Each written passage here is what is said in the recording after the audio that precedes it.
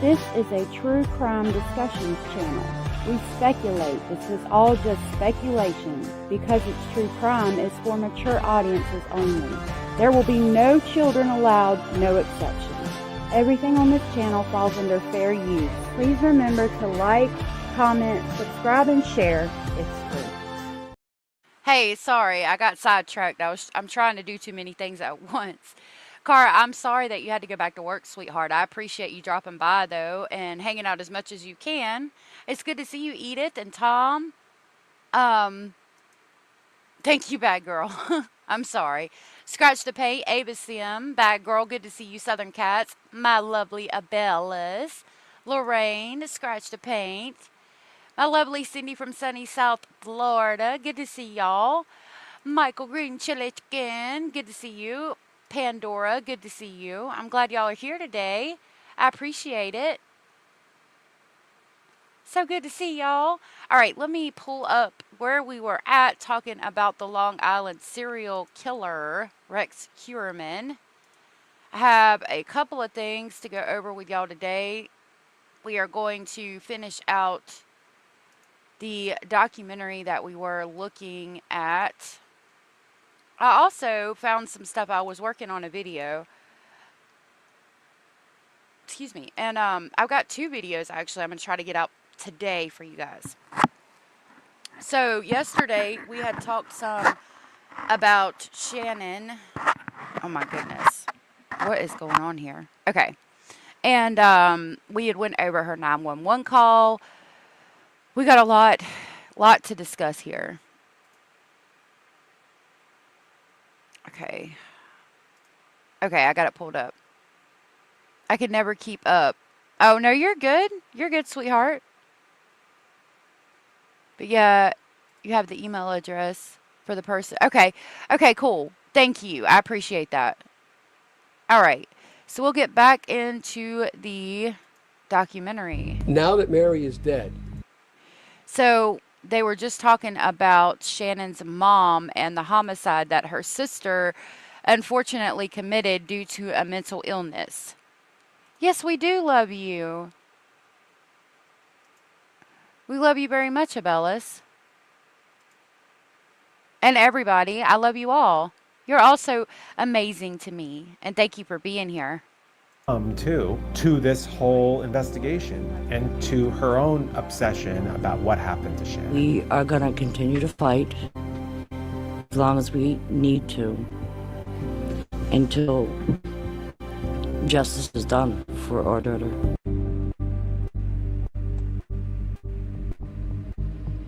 Now that Mary is dead, we do not intend to give up. Instead, to the contrary, we're going to double our efforts. Life does go on in the face of these cases that take forever to resolve. And it's not always pretty. So many people in Shannon's profession are largely ignored and disrespected and disregarded, even by, most often, their own families. Mary was the singular and beautiful exception. And it's really sad that just because these women are ladies of the night for whatever reasons, trauma, I mean, like I said yesterday, nobody sets out in life and says, that's what I want to do when I grow up. They're ignored by more than just their families. I mean, it's just now become, we as a society, we have accepted more of that line of work. I mean, even back in the 80s and 90s, it was hard to get police to even look for your loved one if they were missing. That's how a lot of these people were able to get away with stuff for so long, because they just didn't even care. Thank God. What? Hold on a minute. Okay, hold on. She pursued the death of her daughter and still attempted right up until her death to find the killer. I remember there was a big debate. The debate was that the police say these look to be prostitutes. All 4 bodies found last month near each other on Gilgo Beach, Long Island. All 4 were women, all 4 were prostitutes. And there were people who didn't want to say that. Because why do we have to say that? There were women who were found. Well, I made the argument that, hey, this is an indication of who's at risk here. Right, but like we said yesterday, do you have to use the P word? Could we not just say ladies of the night? Like, why use that word? It's not a word that's used in society much anymore anyway. If that's what's happening, the majority are prostitutes, and they are just found who knew where they lived. They were found buried in the beaches. You know, we should say that. We should let people know. I think there's certainly a bias in life again. Tom, you've been 6 years cancer free? Oh goodness, that's so awesome. Hopefully you'll find out that it's 7 years today. That's awesome. Yeah, it's good to get screened every year. I'm hoping everything goes good. I'm sure that you're still good to go. That's awesome. I'm so happy for you. Against people who work in the sex trade. You know, it's also clear that a lot of them are victims too. Right. In every way. Yep. I mean, and not just these 4 women who were the victims of murder. Obviously, they were victims of a violent crime. But even people who sell their bodies for sex, they're being trafficked by others. I think law enforcement and us as a society have to do better of saying it doesn't matter what you do, what you're involved in. If you have disappeared or if we find that you've been killed, you deserve justice just as much as anybody else because your family is left with that pain. And so it shouldn't matter what you're doing. It's a demand. I thought about that yesterday, the time period that word was still used, and I'm glad that it's not. So I understand what you're saying. Hey, Max, I just hate that it was ever commonly used. And I'm glad that we as a society have accepted that that's not really appropriate anymore. Hey, Anders, that lawyer is kind and represents the victim's families pro bono, but he made a fool of himself in a press conference when he accused Rex's daughter for horrible things. I saw that. I did. And I'm glad that he's kind in that aspect, but yeah, what he said about Rex's daughter was weird. Demand issue as much as it's a supply issue. And so, you know, I think law enforcement is rightly starting to crack down on the people who are buying the services and the people who are employing the women much more than the women themselves. The real perplexing kind of tragedy here in all this is that the FBI does this. I mean, they have whole units devoted to serial killers, and they were kind of kept at bay. So why was the FBI kept at bay? Oh, was it from the corrupt police force? JDR, good to see you if I didn't say hey to you. And hey, Hannah. Max, I hope your stomach feels better. John Dorback says, the worse the economy, the prettier the prostitutes get. You know, it's probably an accurate statement. Yeah, it's better to call them ladies of the night or sex workers now instead of prostitute, because prostitute is so dirty and illegal and all of that. So the chosen word, I choose lady of the night. A lot of people say sex workers, things like that. It bothers me because I've been around a lot of ladies of the night, and it's not something that, like I said, one sets out in life and chooses to do. It's hard.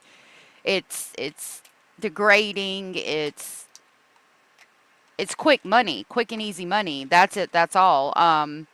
It's really sad. Cindy, oh my goodness, thank you so much for gifting 5 memberships. I really appreciate that. That was so very sweet and supportive of you. Let me go to here and see. Hold on just a minute. Okay. Those went to Shaker Maker. Yay! Soul Hats. Migraine Mama. I have a migraine right now too. Teresa Oman and Retired Midwife. That is so cool. I love the midwife stuff, the doula stuff. Like, yeah. That's so cool. If you guys were gifted a membership from Cindy from sunny South Florida, please tell Cindy from sunny South Florida. Thank you. Thank you, Cindy from sunny South Florida. I will grab the Lord have mercy, I can't even speak. I will grab the crazy train and pick y'all up on the way to Speculation Station. We are on the way to to make sure that Rex Heuermann is held accountable for all the homicides he committed, and we're in a rush. Here we go.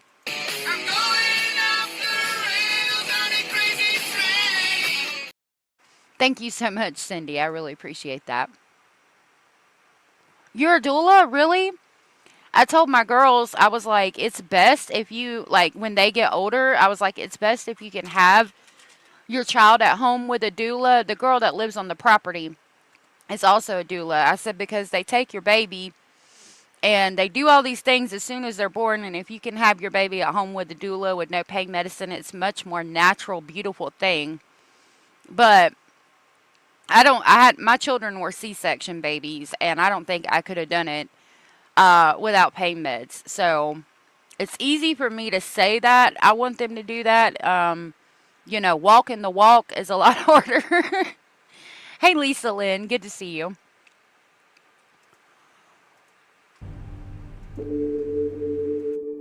After Shannon Gilbert is found, that's when things kind of start to go a little quiet in the investigation. We're here today because we think it's important to let the public know that we are doing everything we can to solve these murders. Here we have another anniversary, December 10th, 2015. So 5 years later, we have another announcement, the first in a while, that the FBI is now joining the investigation. 5 years later, Cameron says it's now time to call in the FBI. The FBI has a lot more experience nationwide investigating serial killer cases than we do. So, as we look through the evidence with them, maybe just bouncing things off each other will be useful. So, I really am excited about the new partnership with them. Bringing the FBI to the table with all of its expertise and resources is a step in the right direction. Which has been going on for 5 years with no FBI involvement. I don't understand how we got the case and we pretty much verified that there's a serial killer on the loose and the FBI is not already involved. Like, that makes no sense to me at all whatsoever. Provided some kind of support early on when they were searching with a device they had in a helicopter, but the FBI was kept at bay all this time. And only now are they getting involved. Timothy Sini, a former federal prosecutor now awaiting confirmation as police commissioner, would not address why the FBI wasn't asked for more help sooner. But he did say this. It's not about who makes the arrest. It's not about who gets the credit. That's not helpful. What's helpful is making sure that there's a climate and a culture where people are working together to solve serious crimes. I wonder if it's because of the corruption that was going on inside the police station that they didn't want the FBI to know about. The FBI profiles are pretty sharp. They are. They're good at their job. Why did that collaboration not happen for so many years? It happened because of politics, because we had a police chief in Suffolk County, as well as a DA, that did not seem open to FBI involvement. The announcement comes just one day after the arrest of Suffolk's former police chief, James Burke. We know for a fact that Suffolk County Police Chief James Burke single-handedly kept the FBI out of this investigation. Are you still denying the accusations?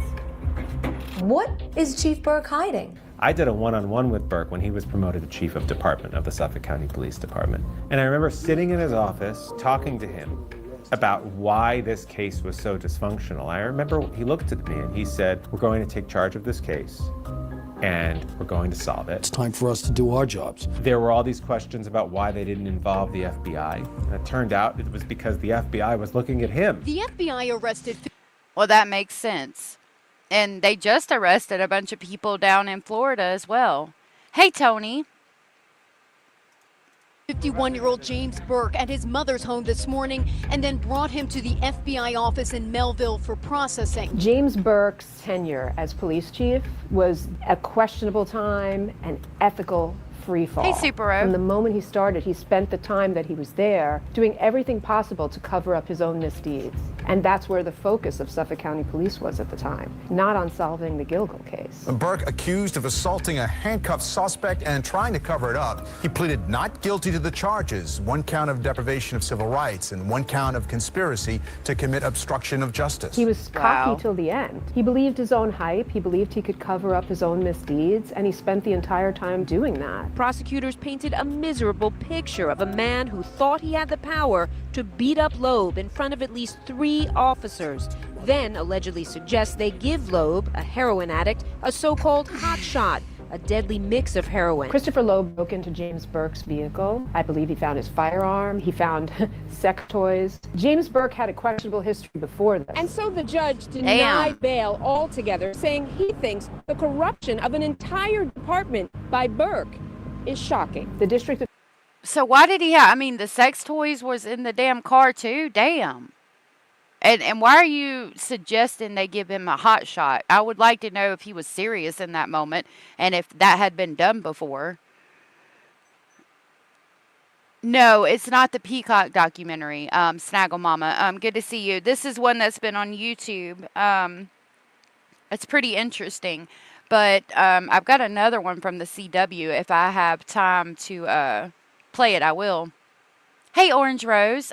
You're not showing up on my side. So far, I doubt this hunt club was unknown to the bad police chief. I think he was involved, more so than they're letting on. Attorney Thomas Spoda and James Burke had there you a are. decades-long relationship. They were very close, and both of them ended up facing criminal charges. Thomas Spoda learned his fate in a corruption case today in court. Spoda helped orchestrate an elaborate plot to cover up a 2012 police beating of a suspect. No one is above the law. We know from officers and detectives who worked during that time that Burke made it very clear to the department that he did not want the FBI involved. Chief James Burke is stepping down and resigning from the department. And he ended up getting indicted in federal court on corruption charges. James Burke will now spend nearly 3 years behind bars. He spent 46 months in prison, and he got back out and was picked up again for soliciting a sex worker in a public park. Now, I remember that. He was looking for a male sex worker, and they went to this park area that's well known for things like that, evidently. Interesting that he went to prison, had just gotten back out, and then is picked up again. Hey, Woofy. Good to see you. Is now charged with public lewdness, offering a sex act, criminal solicitation, and indecent exposure. What does that tell you? Not someone you would want investigating a serial killer. Your crime has affected the entire county and the entire police organization and institution. Being a local reporter here, the way it would work with Gilgo Beach is something would happen and then it would go quiet for years. That was just the way it worked. Get a little something, quiet for years. So in January of 2020, we get another little bit of information. A new piece of evidence in the case. Cops releasing this picture of a belt. The Suffolk County Police Commissioner at the time, Geraldine Hart, brings out this picture of this belt. A black leather belt embossed with the letters HM or WH. I remember that, and I wonder I can't remember who it stood for. Was it his grandfather or something? All park and rides on Long Island are known for sex. Really? I didn't know that. You're going to park and either get a ride or give a ride. Oh, goodness. Hey, Rebecca. He's probably buddies with I wondered that. I wondered if there was a lot of parties going on down in that neighborhood and they were friends with Rex Heuermann. I really do. Unfortunately, James Burke is a brilliant psychiatrist. Really. Probably not the same guy. Yeah, probably not. Oh my goodness, Snaggle Mama, thank you for gifting 5 memberships. That was so very sweet and supportive of you. That went to Morbid Injustice, Laura Arnold, Tony Breenels, Carolyn, Just a GA Girl, and Hayes House. If you were gifted from Snaggle Mama, please tell Snaggle Mama thank you. Thank you, Snaggle Mama. That was so sweet of you. I'm going to grab the crazy train and pick y'all up on the way to Speculation Station. Thank you.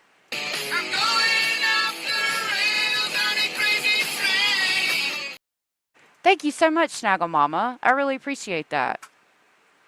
Yeah, congrats, everyone, like Ava said. Belt buckle was Rex Heuermann's daddy's. Okay. See, that tells me that there might have been some kind of trauma when he was a child. That might have been the belt that he got his butt spanked with or something, and so he uses it to commit the sex acts. Interesting. I know he didn't mean to leave that out there. Hey, Birdie. Good to see you. Oh, you forgot. Thank you for hitting the thumbs up. I appreciate that. Yeah, Birdie, you got here right when you were meant to be here. was recovered during the initial stages of this investigation. And we thought, oh, this must be some sort of smoking gun. They call this evidence significant, yet police held on to it for nearly a decade. It was the first time the needle was moving again, and she was trying to make something happen. I think she was also viewed as an outsider because she came from the FBI, and she was trying to further the case. She was trying her best. We have decided now to leverage social media. Here's this police commissioner just standing up saying, you know, we're going to have a website, we're going to get outside labs now. First time they're starting to think about DNA. They realize that this is a small piece of evidence, but they're hoping that it will generate some interest. Police were hoping that when they put this belt out there that they would get some leads, but nothing. So for all of this time, 10 years, I do believe they said they've had a serial killer just running around on the loose and nobody's done a damn thing. No DNA, no nothing.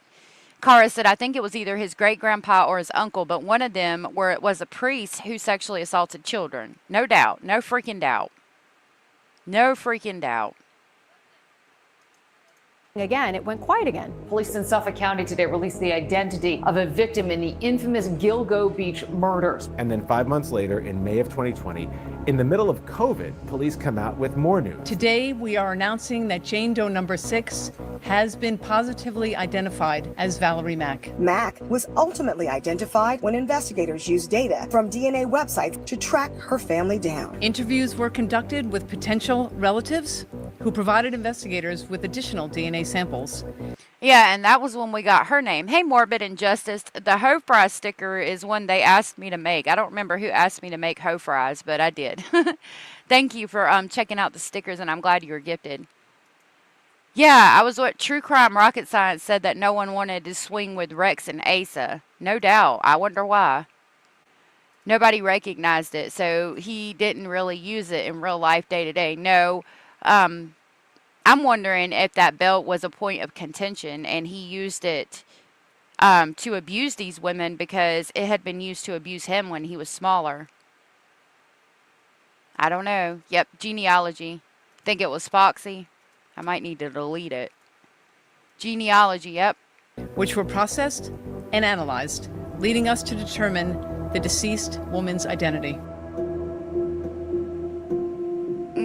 So I stopped being the Long Island reporter in around 2012, 2013, and I was still actively interested in this case. I still covered it from time to time, but there were Long Island reporters who came in after me. Kristen Thorne replaced me on Long Island, Shantae Lands replaced her on Long Island, and there's a continuum of people who've been covering this case. So I cover the NYPD a lot, basically every major story involving the New York City Police Department, which is the biggest and perhaps most professional police agency in the country, if not the world. Rodney Harrison was a rising star in the New York Police Department. He had been chief of detectives, he had been chief of patrol, he had been chief of department, and then he left to go be the police commissioner in Suffolk County. And when did the belt have any DNA? I don't think so. Yeah, I'd rather swing with myself than Rex and Asa. Me too, no doubt.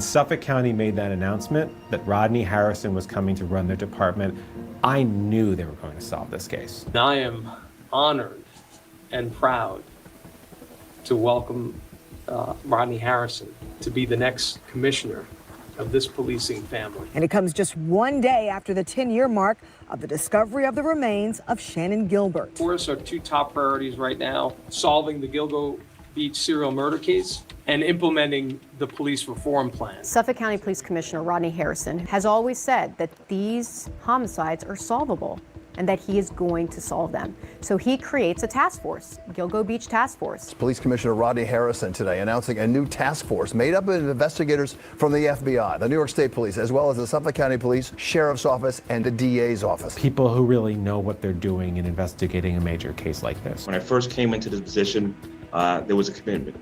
The commitment is I'm going to make sure that we use all of our resources to be able to identify the individual that was involved in this case and make sure we hold them accountable and bring them to. I mean, I'm glad that they finally decided to in 2021? Like, dang, you had somebody running around on the loose killing people this whole time. Yeah, please stay safe, everyone in LA. Hey, Vera, good to see you. Justice. It was kind of like confetti going off because I was like, finally, he's bringing that institutional knowledge that we see every day with the NYPD. That small town police department needed a big town, big city approach to this case. Working with our federal partners, I think that's going to be something that's going to definitely get us over that hurdle going into the future of this case. I hope that what the Gilgo Beach Task Force has proved is that collaboration, true collaboration, not just saying that you're collaborating, but actually doing it, works. And that's what led to a break in this case. Thank you. New video tonight that shows a Gilgo Beach homicide victim just before she disappeared. Within 2 months of the Gilgo Beach Task Force being established, we get an alert that Suffolk County Police are going to release video of Megan Waterman leaving a hotel in Hop Hog. It was the last time she was seen. Police believe after she left the hotel, she went to meet with her killer. Whoever killed her picked her up that night. So we see her exit the hotel, and that's the last time she's seen. And as reporters, we're thinking, again, why do this now? They've had this video for so many years. Why now? They basically said they just want to keep the case going. Again, we get this another just like a little bone. And then they release these 911 calls. Even just So I wasn't aware that it was after we saw the girl in the hotel. I forget her name, but yeah, it's why is all this happening now? Like, why haven't these there had to be camera footage outside that hotel. They had the 911 calls. Why did it take them so long to release it when this new police detective or head of police came in? It seems like he's the one that finally decided to do something about all this. The task force solved it a couple months ago, if I remember it right. They already had a description of Rex's car, for example. Yep. I heard that Shannon Gilbert possibly met him in a hotel once and came running out of the hotel. So when she saw him again, that's what freaked her out. I remember hearing that theory. I'll look it up and see if I can try to find it, but that's what I remember it being a rumor that, because the guy Mike said that he had seen him before in a hotel. Shannon came running out of the hotel and they left. And then she saw Rex again at the party, and it's what freaked her out. But I don't know. That's probably just a rumor.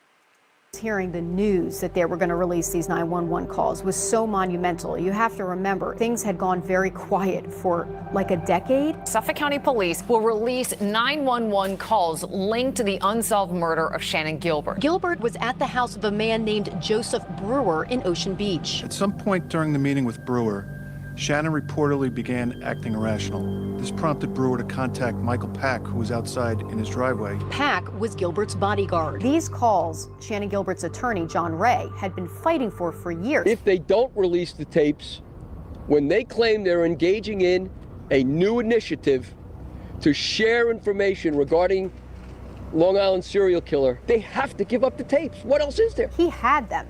He wasn't allowed to give them to us. For years, 9 years, the Suffolk County Police Department has covered up the facts in this investigation. They need to be challenged about why they hid this and fought me in court all these years to keep this secret. The 911 tape was sort of as advertised. No, stop it, please. Stop it, please. Please stop it. Please stop it. No. It was Shannon Gilbert sounding terrified, running for her life. They're coming after me. They're out to get me. State police. So I'm wondering if they're going to say that the 911 call was irrelevant because Shannon Gilbert died of a horrible accident, and that's why we didn't want it released for 9 years, because we didn't want everybody freaking out and thinking that it was related, because it sounds related because her body was found in the same area. I'm wondering if they're using that as an excuse to say they didn't release it for 9 years when in fact it very well could be related. And they just covered it up. Again, making me questioning who was actually at that party. And how many police chiefs were there. Police. Yeah, there's somebody after me. I'm sorry? There's somebody after me. My first reaction was, she certainly sounds upset. No, stop, no. There's something wrong. Stop it, please. Please stop. But when you hear the male voices on the call, Cover your face.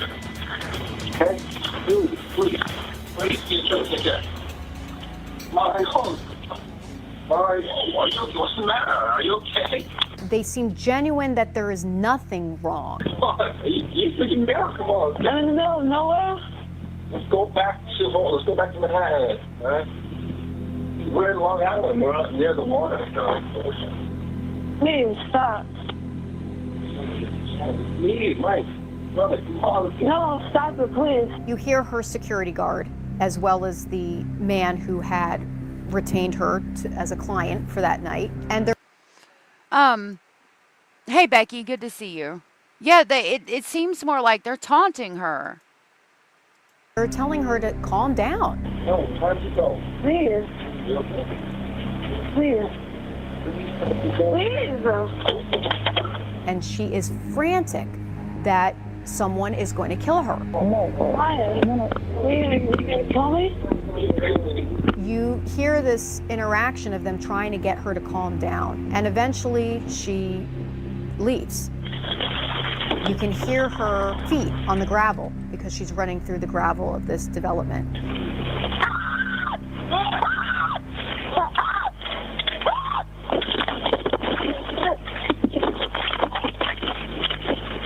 And you hear her go up to somebody else's door, and she knocks on the door. Shannon. Shannon.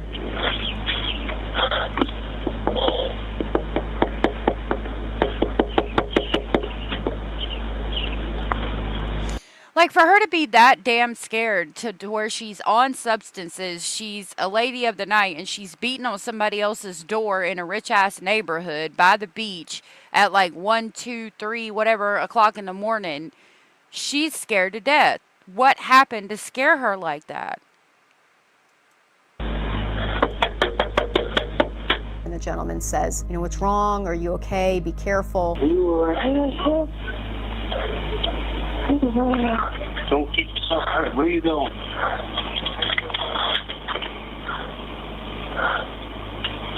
Wait a minute. Where are you going? Where are you going? And she just keeps running. I mean, you hear her run, and that's it. I could have saved that girl if I didn't know something was going to happen. And then eventually the call ends, and now we know she ran into this marsh in the dark. She didn't know where she was. She may or may not have been on some substance. She may or may not have been having some sort of emotional episode. We'll never know. But she ran into this marsh, which was described really as like quicksand to us. It's muddy at the bottom. You can get stuck and mired in it. In areas, I think it was 6 feet deep with water. And really, they think she just drowned. The prevailing opinion. I don't think so. Like, in order to get into quicksand that's 6 feet deep in some areas, you have to start out on a shoreline. And like, you would start to get your feet stuck, and she would back out. And she's found in 2 inches of water. Stop it.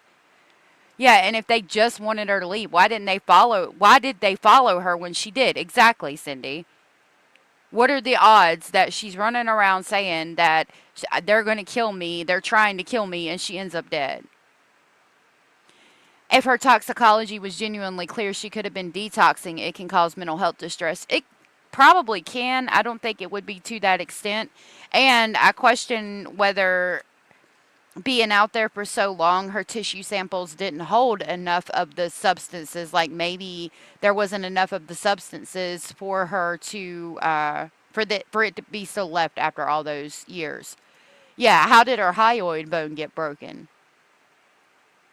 In Shannon's death, while tragic, was not a murder and was most likely non-criminal. I do believe that Shannon Gilbert's death was accidental. I don't. I think that she drowned. The police decided that the man who had hired her was not a suspect. They decided that the old man she knocked on the door who called 911, he was not a suspect. They said they ruled out that other guy in the community who everyone thought was the serial killer. He wasn't. But the police, you know, rightly or wrongly, had lost a lot of credibility with the families and with a lot of the public. And so it was really hard to know what you could or couldn't believe. It doesn't matter if people think that she's a victim of the Long Island serial killer or not.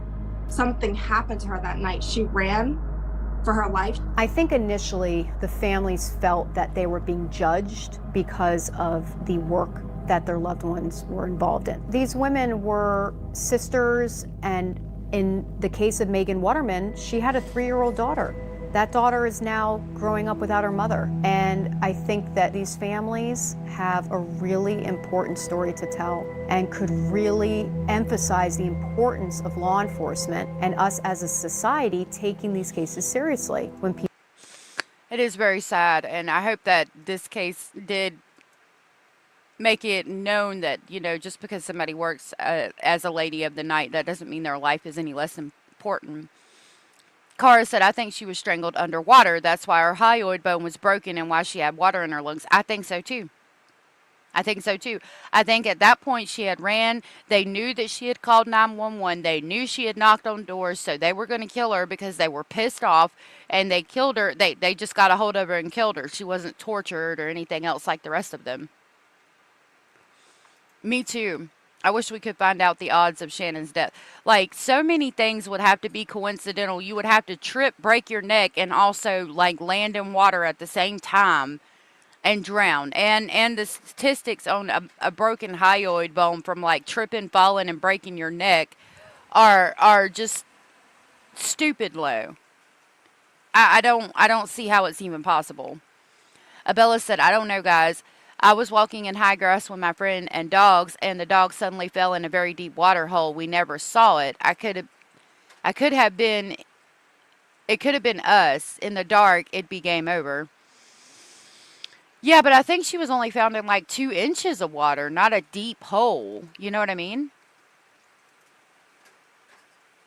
Could be wrong. I'm sure we'll find out more. people disappear. And when the families tell law enforcement, I'm telling you there's something wrong, I'm telling you this is not her behavior, that is listened to more attentively. This is breaking news from Channel 7 Eyewitness News. And we are following breaking news. A major break in a cold case that left residents shaken for more than 12 years. A suspect now under arrest in connection to the unsolved murders on Long Island known as the Gilgo Beach murders. 2 months later, July 13th, 2023, police finally make an arrest. Oh my God, I think I know who it is. For years, didn't know who it was, and he was living right next to me. A predator that ruined families. If not for the members of this task force, he would still be on the streets today. This case is not over, it's only beginning. This is a major step forward. Finally, a touch of justice has come to Suffolk County. So, yeah, you got a good point about the tides, but I don't think, in order for the tide to be that high, I would think it would have to come in and wash over the roads. That could play a role, though, Birdie. It really could. That's a good idea. But then no broken hyoid either, just recounting my experience. Right. Oh, you're okay, Hannah. A lot of people do. I forget all the time. I would wonder more scenarios if we hadn't heard that call. It's very, very telling of what might have happened to her, in my opinion. Yeah. In my opinion, I do think her driver was genuinely concerned for her and wanted to help. If you listen to the podcast, it seemed like he really loved her. However, those are people, those other people she was with are super sus. Yeah. Yeah, she was found where 10 others were just murdered. And that's coincidental, as well as her dying when she's running and saying they're trying to kill me, as well as a broken hyoid bone, as well as drowning, as well as, like, there's not that many coincidences. I'm sorry.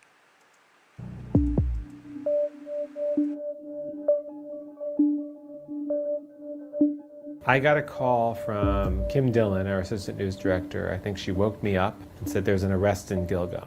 I was in bed sleeping. My phone went off, got up, and it was my manager. And she said, you need to get to Massapequa Park right now. My first reaction was, there's no way. I immediately went out to Massapequa Park. I couldn't believe it was finally happening. So as you're driving, you know, your texts are coming in, the calls are coming. When are you going to get there? When can you get there? As soon as I got there, they were like, we want you on live right away. We're here at the corner of First Avenue and Michigan Avenue in Massapequa Park. I want to show you this red house. This is the house that police have been swarming this morning, 105 First Avenue in Massapequa Park. We know that one suspect is in custody in at least some of the Gilgo Beach deaths. So then we watch them take things out. The investigation here here at the house is certainly picking up. Just about maybe 30 minutes ago, we saw officers in hazmat suits going into the house. So clearly they're in there to do some sort of forensic activity. I remember when all of this happened too, and it's super weird and scary how much stuff they took out. Dolls and things. I remember the dolls we couldn't believe that they were taken out. Thank you so much. Super Rose said, I can believe to further humiliate Shannon's mom was murdered and sister set up as a patsy. Possible.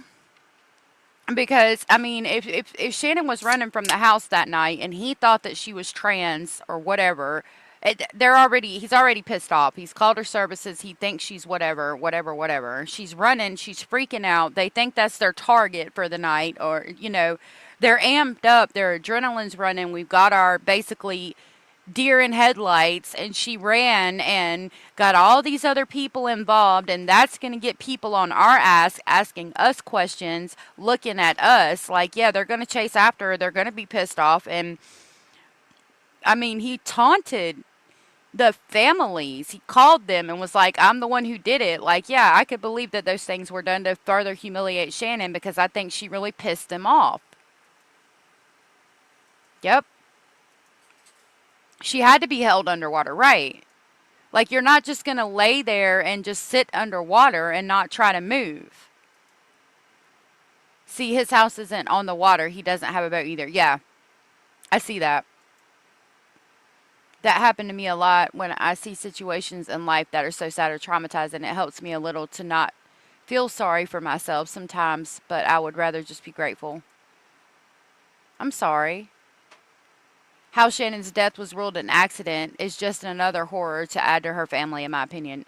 I can't get down with it. It only takes 2 inches of water to drown. Yes, if it goes up your nose. There was water in her lungs, though, like, and she's found in 2 inches of water. Like, again, statistically, let's talk about the coincidences. Running from the house, saying somebody's going to kill her. It only takes 2 inches of water to drown somebody. She's found in 2 inches of water. Her freaking hyoid bone is broken. She's scared to freaking death, and everybody's like, you know, taunting her somewhat. There's also 10 other bodies in an area where she's found. There's a serial killer on the loose. Like, I don't know.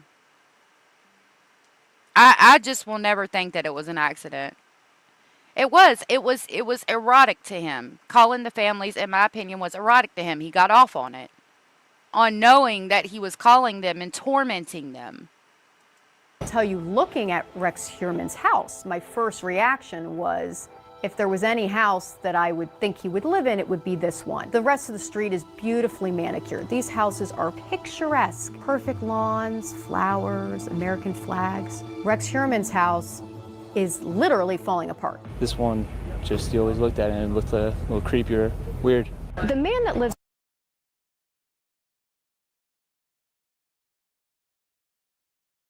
That's always been weird, too. His house is so messed up and falling apart, and every other house was perfect. Cara said, here's a hot take. What if she came across Rex dumping a body, and he decided to go after her so he wouldn't be caught? That's interesting, and maybe a possibility. Let me see. Let me pull it up. Because, yeah, I'm not sure, and we need to validate that.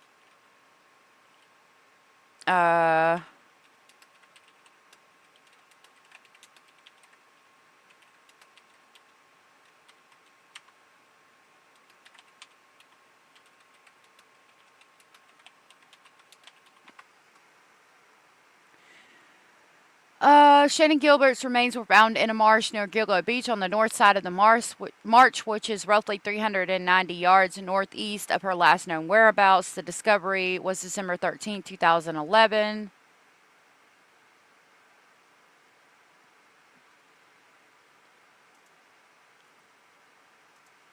So this says no accident. Haunting position of Shannon Gilbert's body proves she was also Long Island serial killer victim from the lawyer.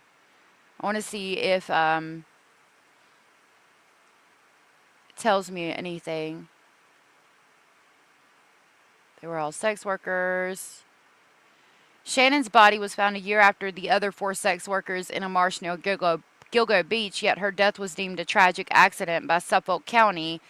John Ray, the family lawyer of Shannon, has maintained that her death was not caused by a drug-induced drowning and as previously reported by CBS as the department's stance, but rather by a killer.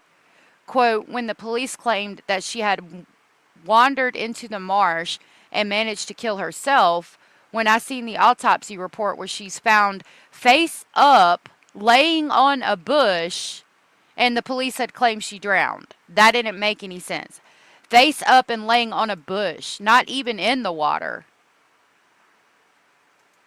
She's found face up laying on a bush, but they say that she drowned and her hyoid bone was broken. Now, if I wanted to explain it away, maybe I could say that the tide came in and pushed her body, like the tide coming in maybe pushed her body and rolled her over on top of the bush, but it's still, I don't believe in all those coincidences. That's a lot of damn coincidences. Yeah, I had said 2 inches of water. Yeah, that was me. I appreciate that, Ava. At that house, his description is consistent with what police have said previously about who they believe this suspect is. We do know that he is listed as the president and owner of an architecture firm in Manhattan. He is 59 years old, and he is a white male. This guy, Rex Heuermann, is everything we've been led to believe would be the guy. He's kind of a loner. He's kind of antisocial. His house is clearly different from every other house on that block. It's sort of a mess. He works in the city. He has a job where he's very technical, where he's an architect and engineers, and it's everything that we've been told to expect from the killer. That interview that they just played, we will go over it. Hey, Sam.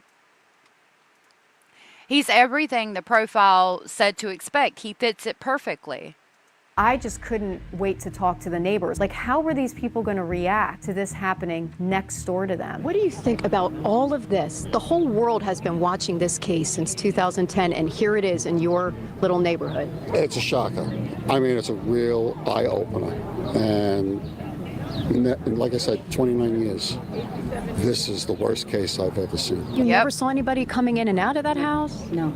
Never. You would say, who lives here? Never see anybody. The fact that it's in the exact town is kind of alarming. It's just really unsettling knowing that something like this literally hits so close to home. It was kind of amazing. It was sort of a carnival-like atmosphere. You know, people were standing around, taking pictures, taking selfies. It just makes no sense to me how someone could, like, this close to me. It was a huge media spectacle.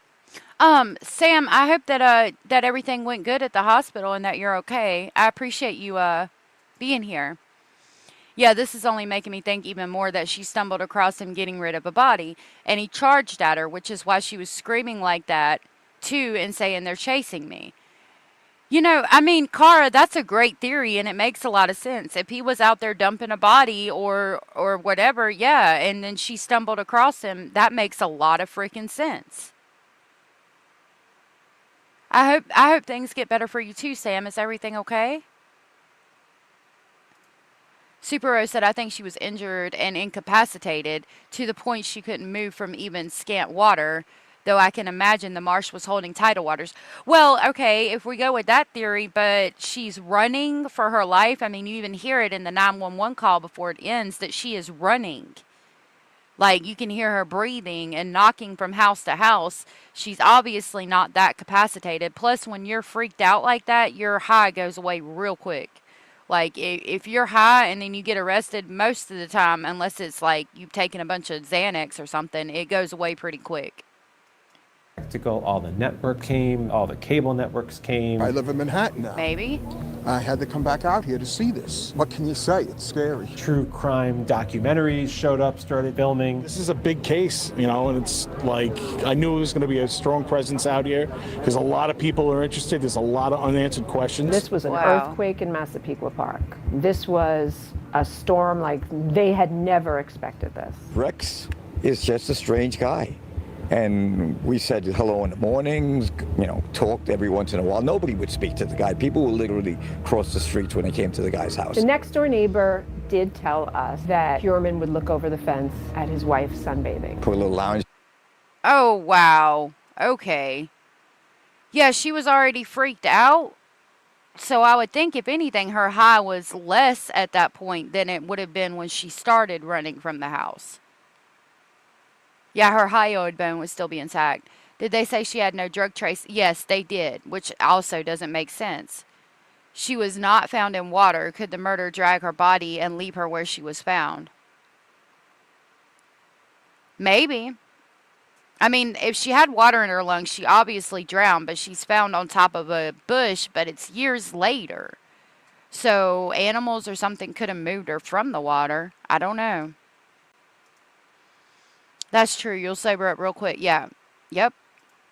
It was a freak show for all his neighbors for weeks with all the media. Yep. There's a hung jury in Karen Reed's case. Really? Why would Shannon say, "Are you going to kill me?" and yet she ends up dead? Super sus to me. Yep. She'd out there and try to get a little sun every once in a while.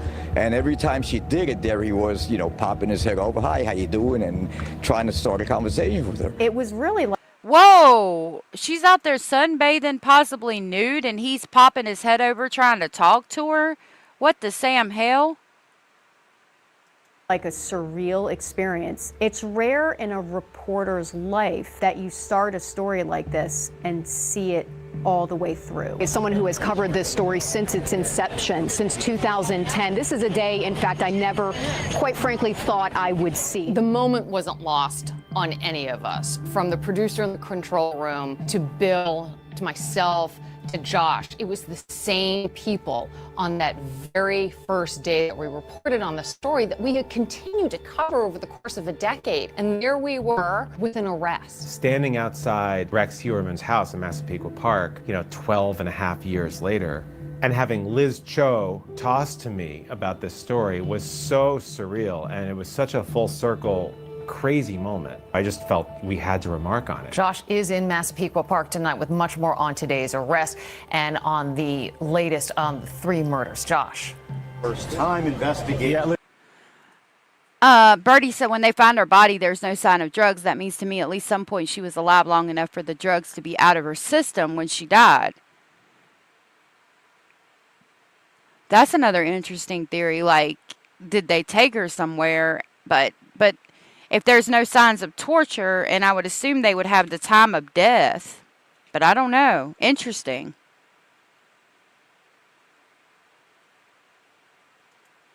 Liz, it's just inconceivable that 12 and a half years have gone by now since that bitterly cold night when you and I were on the air talking about this for the very first time. 12 and a half years later, on a thick and hazy and humid afternoon, Rex Heuermann is now in custody. We have brand new and exclusive video that Eyewitness News just obtained of him being taken into custody. My mission that day was finding the surveillance video, and I found the only surveillance video that exists of his arrest. Rex Heuermann was arrested on this sidewalk behind me between 36th and 35th here on 5th Avenue around 8:30 last night. And that's also where you see a line of police vehicles behind me executing a search warrant. They have been inside for hours. It was just that moment. It was that moment that happens as journalists that doesn't happen, that only happens on TV, because it does not happen in real life. But we did have one of those TV moments. I ultimately got the surveillance video from a business owner who did not want to be identified. And when he showed me the surveillance video, I did not know it was going to be what we ended up seeing, like him walking down the street, them converging on him, his satchel bag on. He has on jeans and like just casual business wear, and he's just kind of walking nice and casually down the street, and he has his work bag, and we're like, that's him, because we're all watching this in real time, like crazy, looking at it at the time, because there is a camera there, but you don't know what you're about to see. Surveillance. That's crazy. And yeah, there he is at 8:30 at night, working in the city. Yeah, Rex was peeping on his neighbor sunbathing. And would poke his head over and try to have a damn conversation with her while she's sunbathing. This video shows an accused serial killer's last moments of freedom before police move in. It was cash money. It was so compelling. He did not see that coming. I'm standing here with my law enforcement partners in the Gilgo Task Force to announce the indictment of defendant Rex Andrew Heuermann, 59 years of age. He's been arrested by the Suffolk County Police Department's homicide detectives, and he's been indicted in a grand jury presentation by the Suffolk County District Attorney's Office for the murders of Melissa Bartholomew, Megan Waterman, and Amber Costello. The investigation of Maureen Brainerd Barnes is ongoing. To hear it all come out officially at a press conference, and oh, by the way, the suspect lives, as the crow flies, it's probably just a couple miles due north. I mean, exactly due north from where the bodies were found. Now, if you were to somehow get through this waterway and go down, yeah, it would be just a few miles. That's insane. It's so close to his house. If he's dumping bodies that close to his house, he's used to this. He's done this before, in my opinion, and he got too comfortable. I mean, to be a couple of miles as the crow flies north of where the bodies were at, oh yeah, there's more bodies out there in other places that we don't know about. Absolutely, in my opinion. If you look at the pictures of him in court, this man is all smiles in court like another day at the office. If you're wrongfully convicted of a heinous crime, I doubt you'd be all smiles. Good point. Rex didn't see it coming because he had gotten away with this for years. His whole life. He is intimidating to look at. After years of searching and fear, years of true crime hobbyists and their theories, Rex, did you do it? Turned out the suspected Gilgo Beach killer was hiding in plain sight the whole time. 59-year-old Rex Heuermann, a suburban husband, father of two. Do we know if Rex Heuermann killed these women? No, we don't know. But to have a suspect is a huge feat in this investigation. A first court appearance happening just moments ago for the man now charged with being the killer behind some of the Gilgo Beach murders. We raced over to the court in Riverhead. We lined up to get in. And I know I'm going to have multiple live shots after this thing wraps up. So I want to be as prepared as I can. So I'm one of a few people who have a hard copy, the old school, of the indictment. And I'm in line to get into the courtroom. I'm on the phone with our assignment editor, Mark. He's much faster at going through it. I'm reading for the first time about the burner phones, about how he threatened the families of his victims, about how he was obsessed with the investigation. And we still don't know, how did they get him? How did they get him? Our assignment editor says, Stacy, go to page 30. And there it was, a pizza crust. It was a pizza crust. Dozens of pages in on this indictment that they got his DNA and matched it to a hair on some tape. It was brilliant. It was easy as pie, as we say. It was brilliant. But my issue is, are they going to have a problem putting that back to Rex Heuermann? Because he could say that was his friend's pizza crust. It's not his. Like, I don't know. I suppose they've taken DNA from him since he's been locked up. So hopefully that would match. He ain't smiling when he gets his...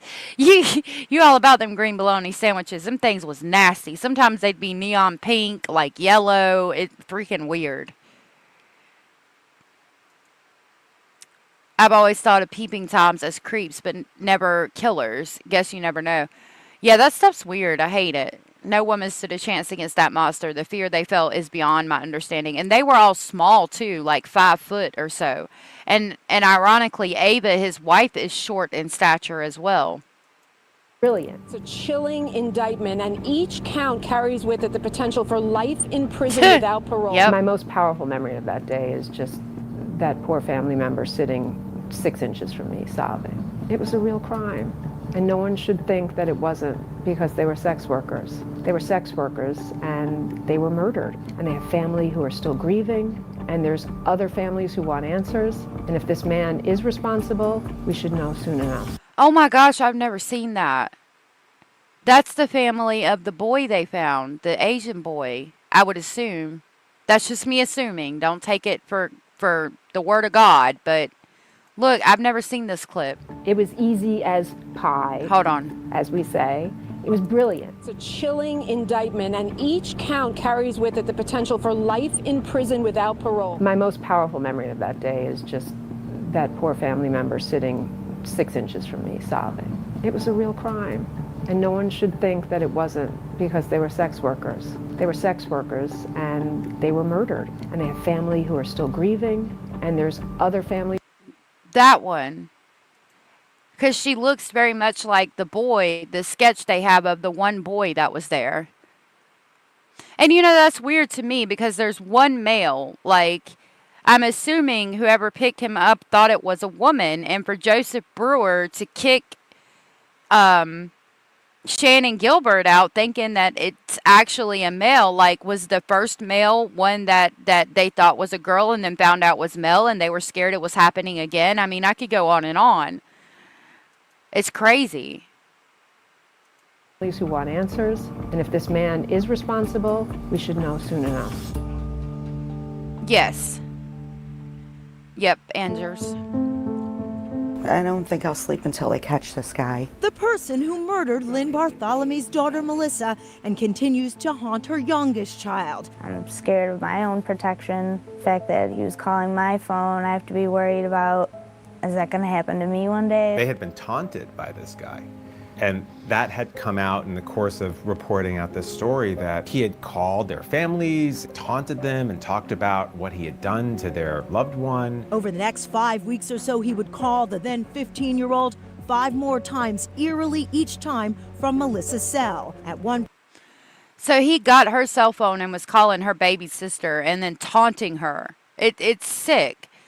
That girl said, for such a serial killer, it seems hard to wait for the wifey to leave before acting on that impulse. I don't think it does. I think he was very methodical, and I think that's how he didn't get caught for so long. He was very organized, very prepared, very much learning from each killing.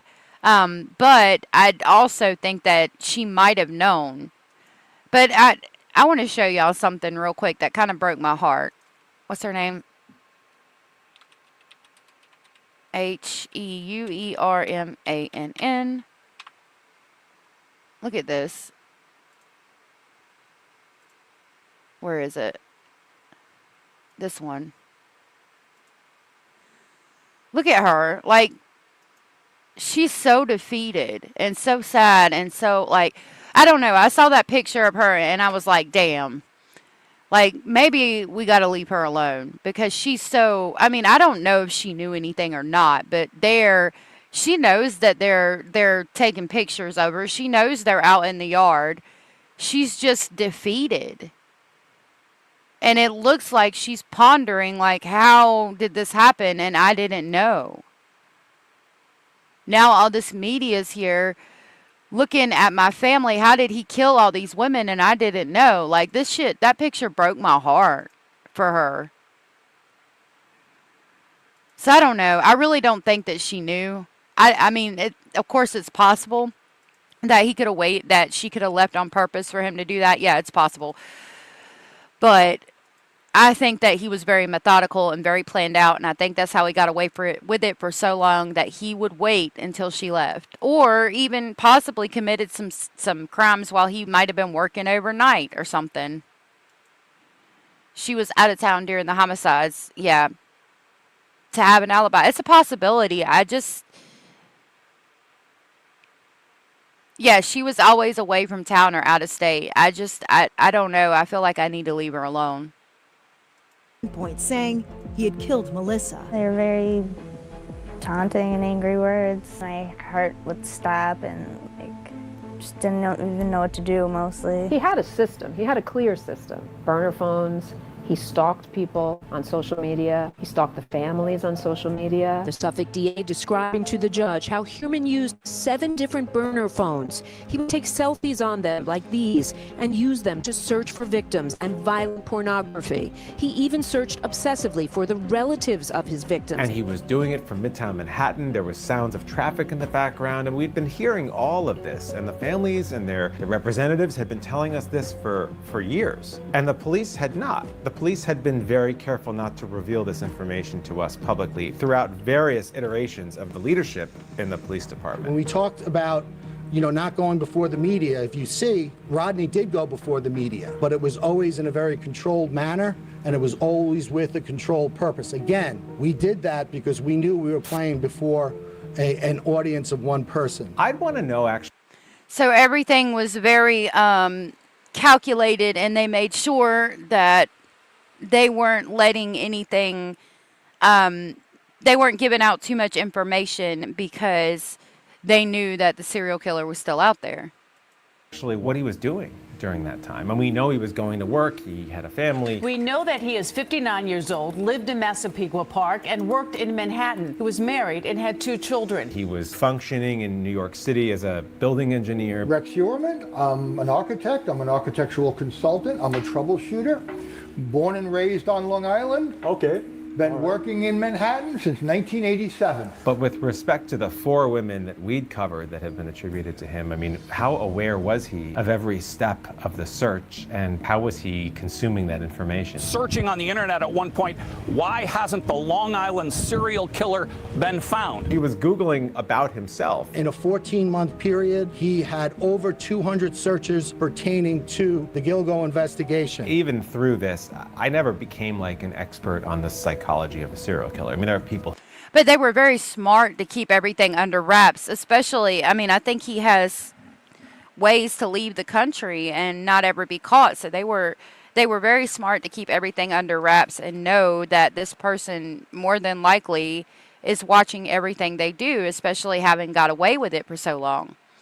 Bad Girl said she thinks that she could have had some knowledge.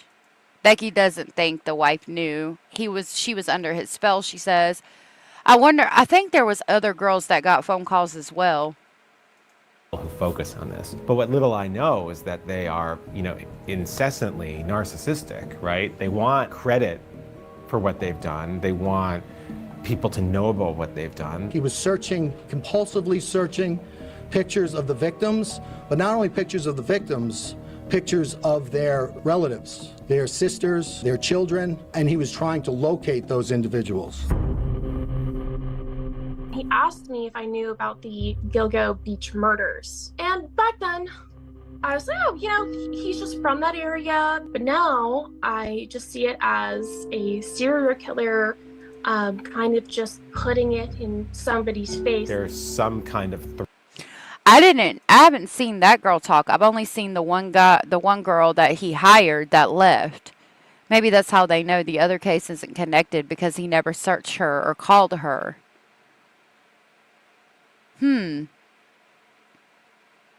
True, Birdie. That's a good point. Maybe he never searched Shannon Gilbert or called her, but if Shannon Gilbert could have stumbled upon him while he was dumping a body, he would have never got her name anyway. He would have just killed her to keep her quiet. Thrill of the hunt, of being the hunted and staying a step ahead of investigators. We knew that this one person would be watching, and we didn't want to give him any insight into what we were doing, and we also didn't want him to know just how close we were getting. It was such a close call that I almost don't even know if I can carry on in my industry. Following Rex Heuermann's arrest, I ended up speaking with a woman who was a sex worker in this area around that time. Once I had the name, I ran him through the screening tools that we have to keep us safe. One of the phone numbers was saved as do not answer. If I get a vibe from somebody that this person is scary, or that they might try and contact me from like another number, that's when I'll save them as do not answer. So it's really scary to find out that the person was actually only less than a mile from me. Were you working on Long Island during the time of these disappearances? Yes, I was. And I was avoiding. I've never seen this interview. I've seen the other girl, but not this one. Bad Girl said, us women, we know. You know when something's off or odd, when someone could be cheating, lying, etc. Us women know things, in my opinion. Yeah, but even if she suspected something was off, I don't think she ever would have expected to this extent. And I think she was a mail order bride. I'm not sure, though. So she would have just stayed with him. I mean, they had kids together. They had been together so long. They were swingers back in the day. So, I mean, she probably just thought he was cheating or something without her, or swinging without her, not the extent of everything that had happened. Yeah, and I guarantee he thought he was so smart he'd never be caught because he had been doing it for so long without getting caught. Sorry. Take your time. I was avoiding calls to the Hamptons because I thought that's where the person was. And so I started working in the city. And then to find out that the person's actually working in the city and living right next to me is just really scary. There were several sex workers that spoke out after his arrest. It was chilling to hear what they had to say. I had a really, really bad feeling. Like my gut was like telling me I needed to get away from him. That's the girl that I had seen, not the other one that was just talking. The one that's talking now is the one I had seen. Escort Nikki Brass, who says Heuermann solicited her approximately 8 years ago. He actually mentioned the Gilgo case. When he talked about it, he would like speak in a they and hypothetical, but he had this like smile on his face that made me really uneasy. It sent shivers up the back of my neck as we're listening to what she's describing. I don't know. And you think of what could have happened and what she managed to avoid. One thing I struggle with as an investigative reporter is that we know that this tip about the Chevy Avalanche belonging to this gentleman who was last seen with Amber Costello, that tip came in 2010. He was driving a dark-colored, black, first-generation Chevrolet Avalanche with a unique feature that was between it's a pickup truck, so it was between the cab and the bed, and that was identified. Again, that was back in 2010. For law enforcement to not take that tip seriously until 12 years later is something that is highly questionable. It wasn't until March of I'd like to know if that truck was in the area that night, if we could pull camera footage from where he dumped the bodies and see if that truck was in the area, and why didn't they take that tip seriously? It came from a witness.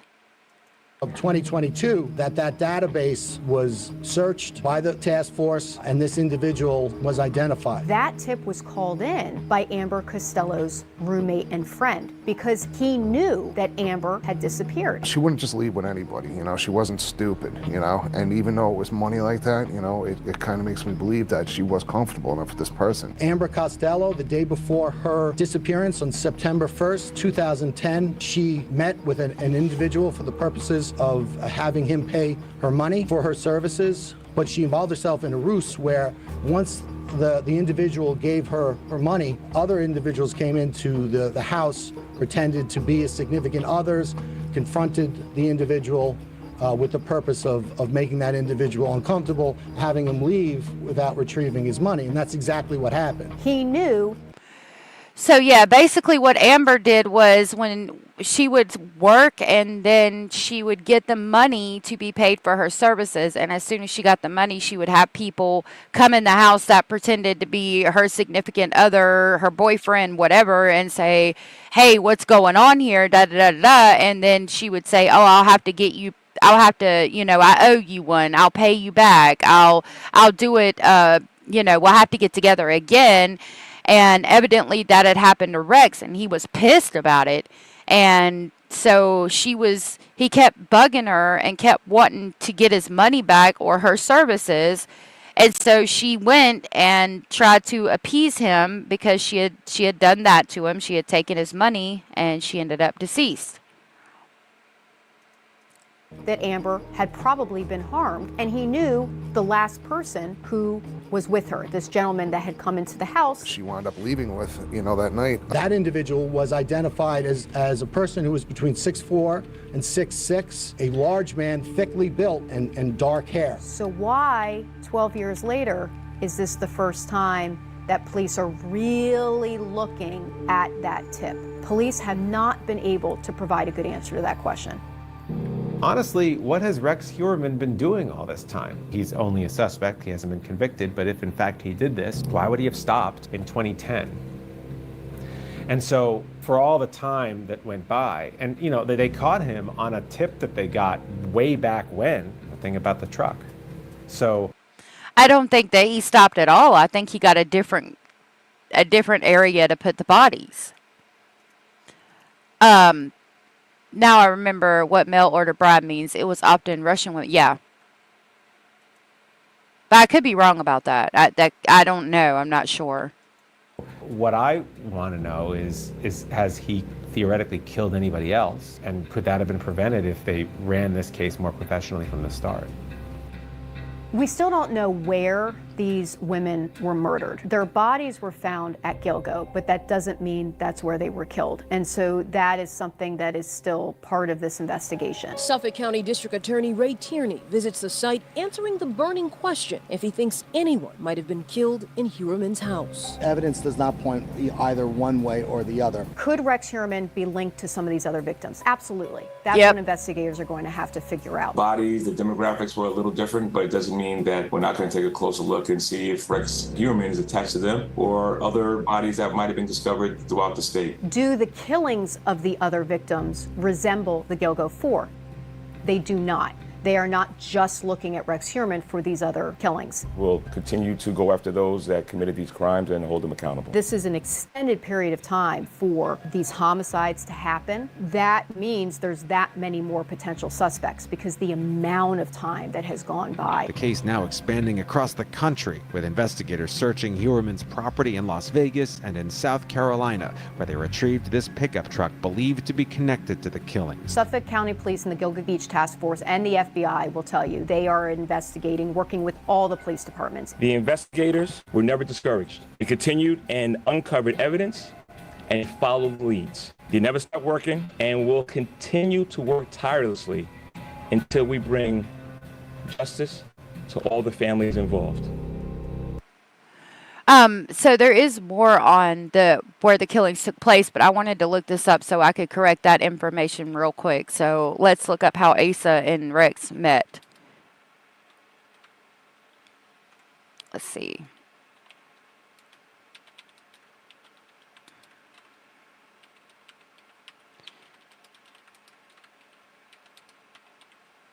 Heuermann. Lord, I might be giving out misinformation left and right. Accused the couple's daughter opened up about their life. Okay, maybe this before Gilgo meet. Heuermann and Ellerup were married for nearly 3 decades when he was arrested in 2023 after several missing persons. The two of us were married 27 years. I met Rex when I was 18 years old. He's the kind of guy you turn your head and you go take a look at. He was a tall and handsome young man. I love tall, dark, and handsome, Ellerup recalled on the Gilgo Beach Killer House of Secrets in June 2025. At that time, I was madly in love with the man. There's no doubt about that. Heuermann and Ellerup met when she was 18 years old, but didn't start dating until later. Instead, Ellerup exchanged vows with Christopher Sheardon, and they expanded their family with a son, also named Christopher. Ellerup got in touch with Heuermann amid her divorce. I met my first husband and got married, but things didn't go well at all. After my son Christopher was born, my ex-husband became somebody completely different. I was in the process of getting a divorce, Ellerup recalled in the 2025 documentary. Christopher's father, he wasn't very nice about it. He said to me that there is no way in the world he was going to be okay with me being happy with somebody else.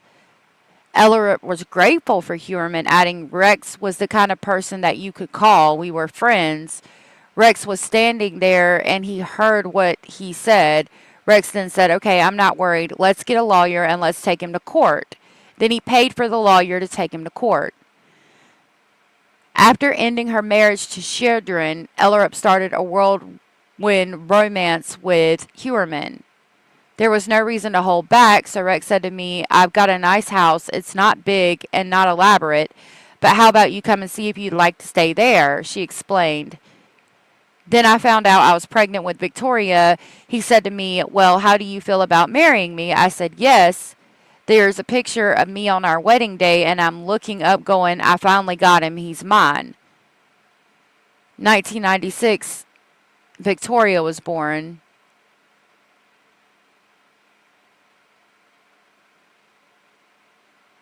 But it still doesn't tell me how they met. There's the wedding picture if you guys want to see that. It's so sad, like, that I really don't think she's involved. I think that she really loved him. And I think he treated her good. But it's ironic that she is short in stature, just like all the other ones that he committed homicide on. Like, why did he kill them and not her? And I'm sure Asa has asked herself that many times too.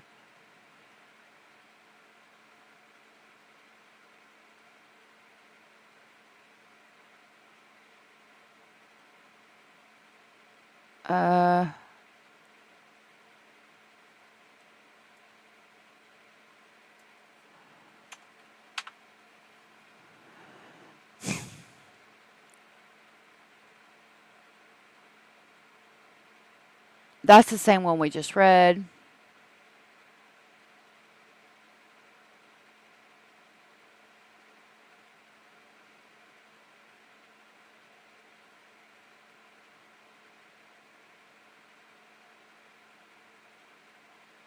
I don't know. I'll have to look it up. I have to look it up maybe when we're not online or see what I can find on it. Because I don't want to sit here and look through all the articles and keep y'all waiting. You know what I mean? I think she got the man of her, I think she thought she got the man of her dreams, and he got what he wanted, a woman that wouldn't ask questions.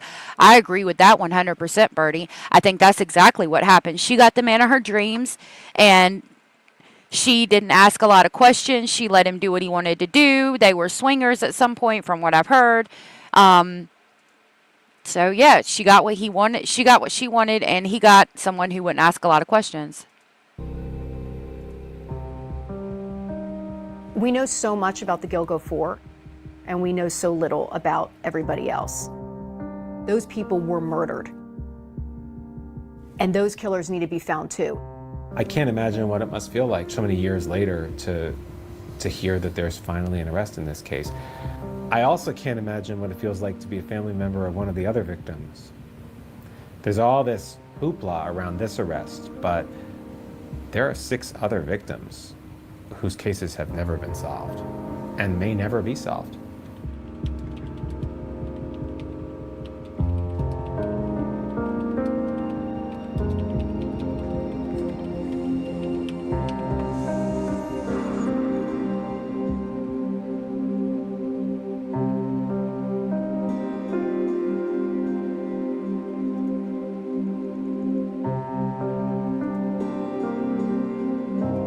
Sorry. The 6 other Gilgo Beach cases remain unsolved. This was an older documentary. That was 1 year ago. This one's 2 months ago, so I guess we can watch that one. I wanted to show y'all this real quick. So there's a secret room hidden in the basement, and it says creepy moment when his wife went into the basement for the first time. And this talks about the new Peacock docuseries, which I need to watch myself. So it says, gives viewers a rare look at the hidden chamber within the gun vault where Heuermann stored nearly 280 firearms. Video shows Asa Ellerup, 61, entering the wood-paneled room where Heuermann's clothes hang and a safe is bolted to the wall with a sticker warning, explosives inside, do not attempt to drill or torch this site. He didn't want anyone to have access to the secret room so nobody would know, not because he was hiding anything, it was because he wanted to secure a safe in there, Ellerup said. Her daughter, Victoria Heuermann, 29, notes it's the secret room that everyone wants to talk about. It's kind of a walk-in closet in the gun room that's actually underneath the stairs. I actually didn't see what the inside looked like until after this happened. I wouldn't go in there myself, she adds. So I think this is the video. Let's see.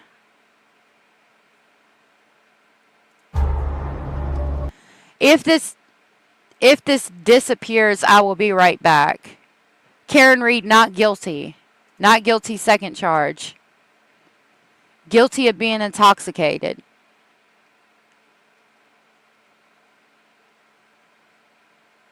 Yeah, I need to watch it. I'd like to watch it and break it down without getting in trouble. All right, here we go. The question everyone keeps asking is, how could you not know?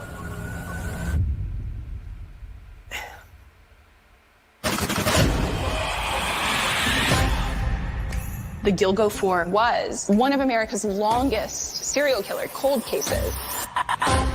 After 13 years, this bombshell drops. So it's going to give us basically a sneak preview for the Peacock series. I'm going to find a way to watch it with you guys. Like, I know I'd get struck on YouTube, but I'm going to watch it, and I want to watch it with y'all. You hadn't seen a trial that in depth. This is her second trial, right? Not guilty of leaving the scene. I don't even know that story very much. Ah, shoot. Hold on. One of America's longest serial killer cold cases. After 13 years, this bombshell drops. Rex Heuermann, architect, father, husband. He basically was the person that lived next door. He was a monster, living a double life. One person saying this, one person saying that, but my memory says this. There's so much evidence against. I can't imagine what his daughter's going through, because she remembered a kind, loving father, and you find out that your father's a freaking serial killer. Like, I couldn't imagine. I don't even believe you, and you're my best friend. Convince me, give me something. Did you do it? Rex Heuermann insists through his lawyer that he's innocent. Is it possible that no family ever suspected that something was off about this guy? The most mysterious figure is Rex's wife. The investigator says to me, "Have you heard about the murders on Gilgo Beach?" "I've heard of them." The idea that the wife didn't know anything is hard to believe. Does everybody really believe everything they hear? I believe that he protected her and that she didn't know, honestly. I really do. Y'all, I want to watch that with y'all so bad. So, this is the staircase leading to the basement of Rex Heuermann Massapequa Park home. Asa Ellerup is pictured looking through some of Heuermann's clothes in the secret room. Wow. Rex Heuermann's family members are speaking out in the new Peacock docuseries. Heuermann purchased his childhood home in Massapequa Park, where he raised his family. That's what it looked like among all these beautiful houses. Rex Heuermann's Massapequa Park home, where police conducted multiple searches. Is it the same one again, I wonder? It's the best time to... No, it's not. Actually, I'm good on buying a car and paying monthly fees for it when I could just get a used one and not have to pay $600 a month for it. But thank you for this lovely 30-second advertisement. Ain't nobody got time for that. Ain't nobody got time for that. Ain't nobody got time for that. Wasting my life away with your advertisement. I need an ad blocker. Ford dealer. No thank you, Ford. When we got back home, after they raided it, it was not recognizable. Hold up. Got back. Ah! You mother trucker. I can't look at it. Like, I can't pause it. It covers it. Home, after they raided it, it was not recognizable. No beds, no clothes. Our bathroom sink was broken. What? They should have actually deemed our house uninhabitable. Wow. It was as if they were trying to leave us for dead. Wow. They just pulled this out of the wall. They pulled it out of the wall. I think that's what that hole in the wall was from. What is in here? Garbage, nothing. Well, something was in here because it's not in here now. Oh my God. They were crying themselves to sleep before we actually got into the house. We were all doing it. Fear, anxiety. Could you imagine the police come in your house? I mean, they've got to find evidence, but like, you saw the picture of the bathtub where they had cut away the damn bathtub, and then coming back from this right after finding out that not only is your your dad an accused serial killer, but everybody's thinking your mom has something to do with it, and then that lawyer is accusing the daughter of cannibalism. The person you've known your whole life and loved and cared about you is now charged with these horrendous crimes. You find out about the secret room and all this shit. Your whole house is fucked up. Like, damn. I get needing to find all the evidence that could be stored away and that he has a secret room. So who knows what other secrets could be hidden in that house. Like, I get it. But you don't, like, geez. That's so fucked up. I'm sorry. Guilt, all of those emotions are all going like a roller coaster, rolling, rolling, and rolling, and rolling. But we needed to come home. They had a lot of sentimental stuff in the house. And that, I don't know if you saw that, but there was some satanic stuff, and it's Asa. I mean, not Asa's. I believe it's Victoria's, but I think she just was interested in some dark things, not necessarily hurting people. I don't know. It's weird, but I don't think she's a damn cannibal. I still feel Rex is here.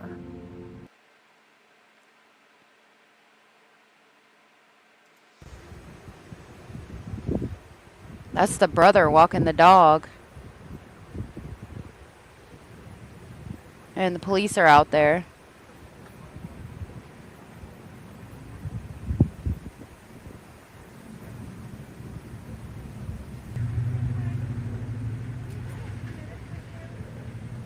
About your dad? Anything? How is your mom and sister doing? How are you holding up? Wow. How's the dog doing?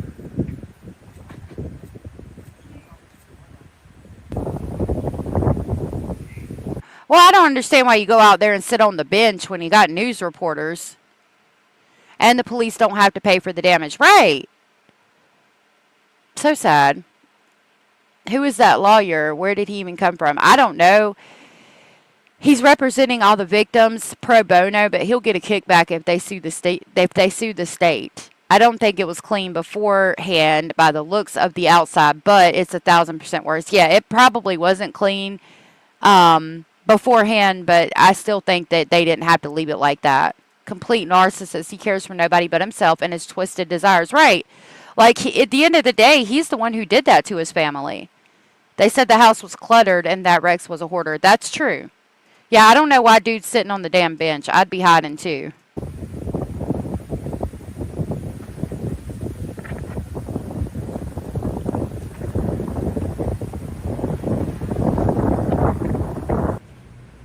Oh, now Ace is out there.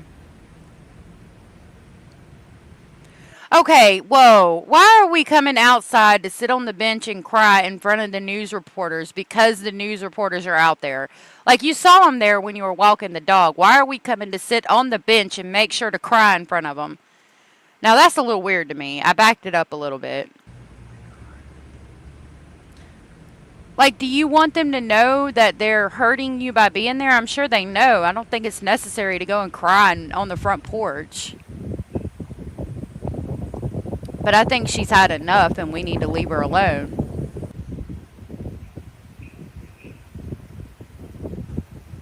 I do think that.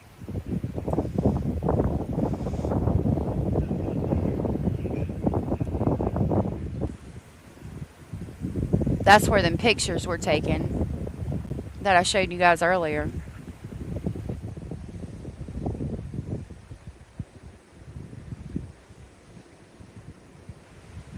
Bax, I hope you feel better, sweetheart. I mean, I couldn't imagine going through what she's going through, the love of her life, being supposed to have done all of that, but You hear from I don't see going out there and sitting on the porch and crying in front of them, creating a narrative with a cry. Yeah, that's a little much for me personally. It's starting to rain, headed way now in Georgia. I hope it comes up here, Max. Especially the people you think you knew, yeah. Get you some medicine, sweetheart. See if your mama's got some medicine or something. Or your grandma. Blue shirt is Rex's son. Yes, the blue shirt was Rex's son. She should have just left and gone into hiding, in my opinion. Yeah, like, she took a lot of trips to see family, but I don't think she wants to give up the house. I think that's why they got divorced, so that she could keep the house and the kids would be safe and have a house. This reads, Gilgo Beach serial homicider suspect Rex Heuermann and his wife Elsa Ellerup on their wedding day in 1995. And she's just happy. Asa Ellerup pictured in the home she stayed with Heuermann and her other 2 children. Rex Heuermann appears in Suffolk County Criminal Court. From the top left to the bottom right, starting at the top left, Melissa Bartholomew, Amber Costello is the top right, Megan Waterman is the bottom left, and Maureen Brainerd Barnes is the bottom right, became known as the Gilgo Four. Sandra Costello was murdered in 1993, making her the earliest known alleged victim. So this goes all the way back to 1993. They married in Sweden? Did they really? That's probably because that's where her from. That's why I think she was a mail order bride. Like, I really do. But I can't find it now. I'm going to have to look it up. His family were his first victims. That is so cold and true, Lorraine. That's the girl right there that ran naked from the swingers party. She was at a swingers party and ran naked, and that's the last time anybody saw this girl right here. It reads, Karen Vergata's remains were identified in 2023. Heuermann has not been charged in connection to her death. But I swear there's people coming online saying that she was seen running from a swingers party at their house during the last day that she was seen. I'm going to find it and play it for y'all. Tanya Denise Jackson. Tanya. So that might be Peaches. Yep. And that's Tatiana Marie Dykes. That was Peaches and her daughter. Oh my God. I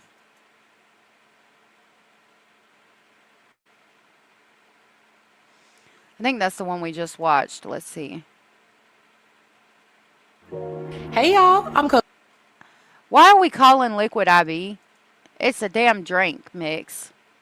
I bet they met online too. I think so. The son was not biologically his. That's why I'm wondering why they're saying he has a son and daughter with her. Yeah, it's the same one we just saw. The question everyone keeps asking is, how could you not know?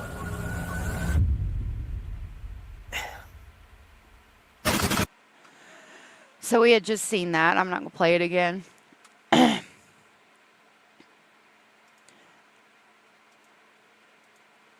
Oh, there's the safe room and warning explosives inside. It's not letting me click on them. No.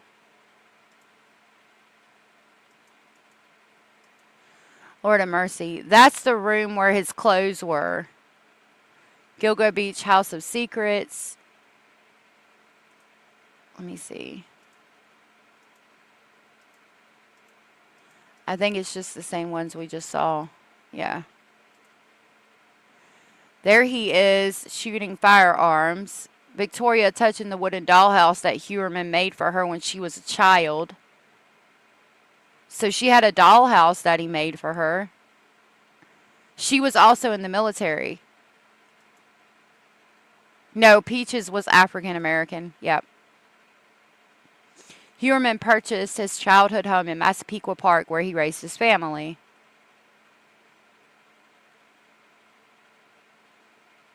Asa Ellerup pictured in the home she shared with Heuermann and her 2 other children. And I think that's about it. We're going to figure out a way to watch the documentary. All right, so let's go back to this. There's another documentary that I can watch with y'all, and then we can go over the other DNA stuff. This one's from only 2 months ago, so it has more stuff in it, I would think. She worked as a cashier. Okay, no. Okay, yeah. If it disappears, I'll be right back. I'm going to pull it up on my phone because hopefully they won't strike me and we'll be okay. Yeah, so I got it pulled up on my phone. And I'm going to keep an eye on it. If it disappears, I'll be right back and we'll continue looking at the DNA evidence and other things that we have. All right. This is Rex Heuermann, Long Island case documentary, Crime Nation, the CW.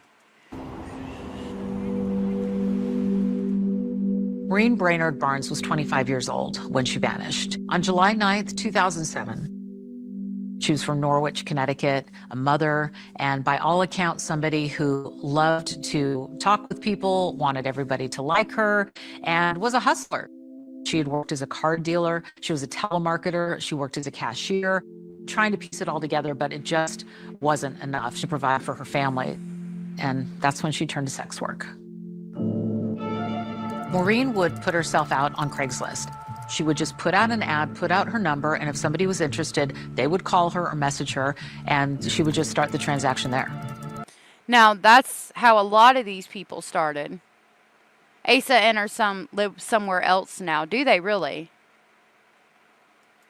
I didn't know that. Oh, I hope not. I hope I'm not yeeted from YouTube. Hopefully they don't. Sex work changed dramatically in the 1990s because of the advent of the internet. It was free and easily available. Before that, women had to literally work the stroll, meaning they had to work the streets and pick up Johns who would pull up in their cars. They would get into the car. It was highly, highly dangerous work. But by advertising on Craigslist or back pages, you get to pick and choose who you decide to meet with. There's a little bit more control for the woman who's engaging in sex work. But that sense of control is really a mirage. Once they are in that car or in that house, he still has all the control. Now, I agree with that. You can pick your John a lot easier on the internet, but once you're with them, yeah, they have complete control. Maureen would often go down to Manhattan from Connecticut because she could make more money there, and she could make... Yeah, of course you could make more money. It's freaking Manhattan. ...it faster. July 6, 2007, Maureen's cell phone is contacted by a burner cell phone. And over the next few days, there are 16 interactions between these two phones. I think this is the one where they had, he had paid her and then she had somebody come into the house and pretend to be somebody else. And it pissed him off real bad because he had already paid her and she basically took his money, hustled him. And so she went to pay him back and that's when she died. Maureen was working out of a hotel in Midtown Manhattan. She called a friend to let them know that she was going on an out call to meet a client. She was never seen again. Maureen's family and friends are gripped with fear. They have no idea what happened to her.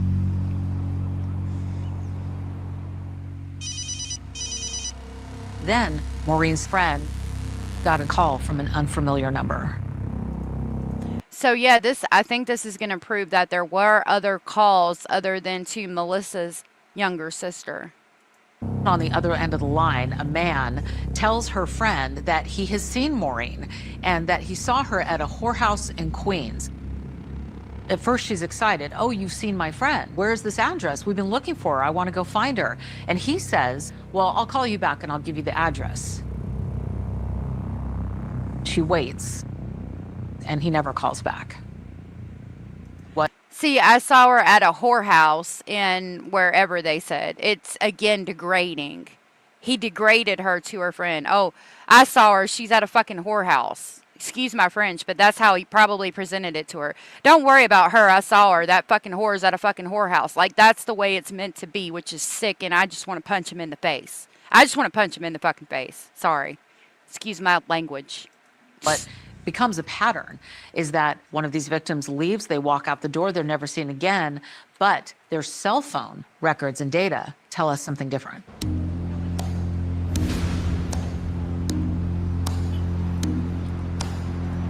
Two years later, it's the week after the 4th of July, and another woman is about to go missing.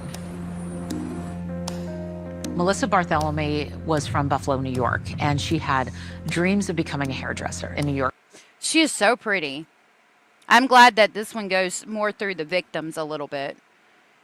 Yeah, he's degrading them any chance he gets. Could you imagine what they went through before he finally killed them, especially with the documents talking about, you know, we're going to draw out the torture, draw out the victimization of these women and all of that. I think I have it on my Patreon. I'm going to check if y'all want me to go over it. Like, I enjoy doing this deep dive with you guys. I'm hoping the trial is soon and we can watch it. New York City. It was something she really wanted to do. Her friend said it was her passion. But when she went to Manhattan, she fell into sex work. When she first started out, she would do what was called the stroll in Times Square, going up and down the street, outside of strip clubs. But she always had the watchful eye of a man who she worked with, who would be across the street, who would look out for her and kind of had her back. Then there's this trade-off that happens. She says, I want to do this on my own, and I'm going to put ads on Craigslist. So she could make the deal, do everything herself, keep the money. However, she's giving up the protection of the guy that was watching her back. And that's the hard part of it. Like, you want to keep all the money, but you need somebody there to protect you. I mean, but hell, even Shannon had that and she ended up dead.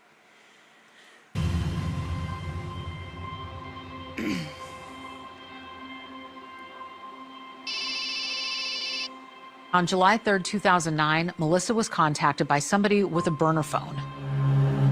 The person wants to pay her $1,000. That's a lot of money. And after that, Melissa disappeared.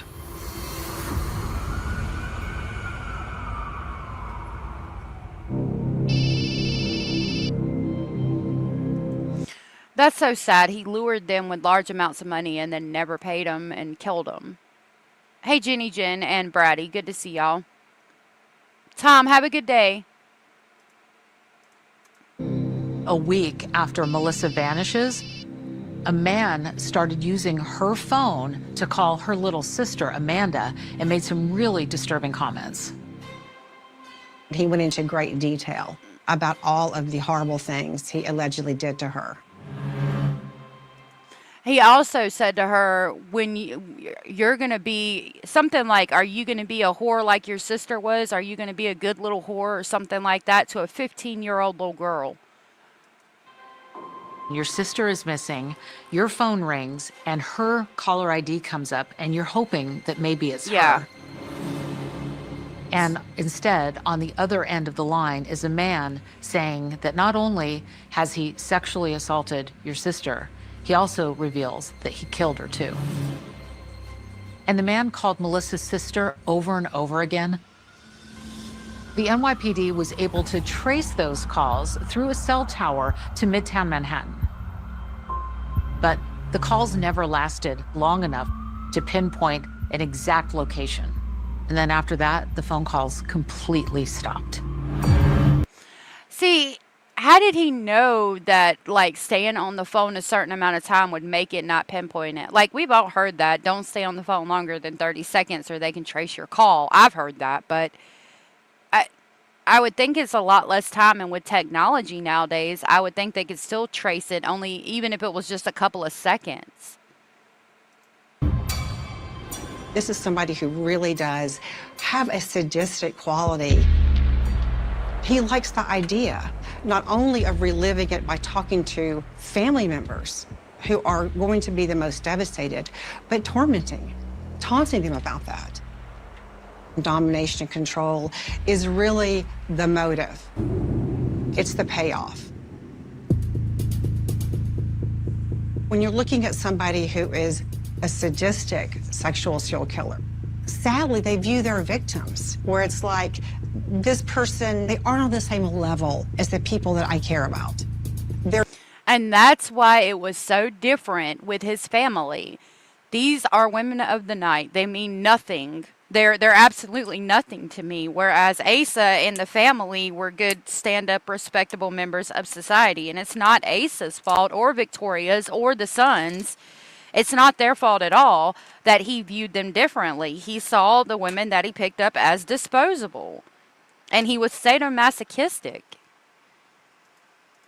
Oh, dang it. Hold on. Hold on. think we were right here. We'll go back a little bit. Whatever the rationalization is, this person isn't worth quite as much. Yep.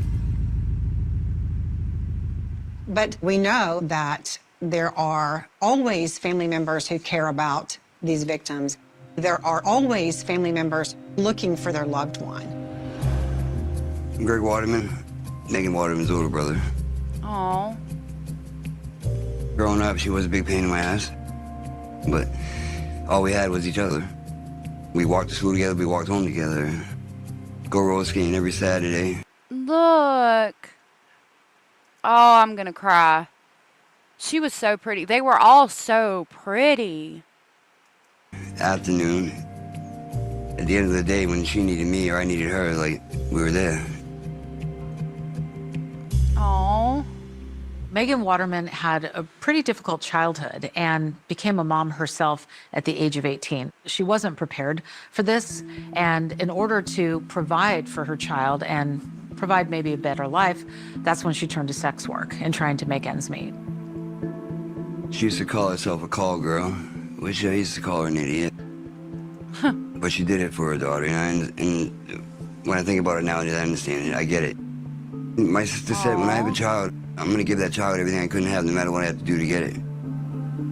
She cared too much, you know what I mean? Like, she's got a good soul. Aw. She was living in Maine, but she'd go down to New York a couple weekends a month. She was only down. You have to remember, I mean, Manhattan, that's good money. Rex Heuermann degraded Asa and kids by creating a home of squalor to encase them in. Like the dolls, Super-O. That's a good perspective. Like the dolls in the glass cases. Yeah, I could see it for sure. Hey, Kalisa, good to see you. Down there from like probably Thursday to Monday. Gonna drive up and be back home for like a week and a half, then she'd go down the next weekend. In early June of 2010, Megan Waterman gets on a bus and heads down to New York City. And then she relocates to a hotel in Hauppauge on Long Island. It's about 50 miles east of New York City.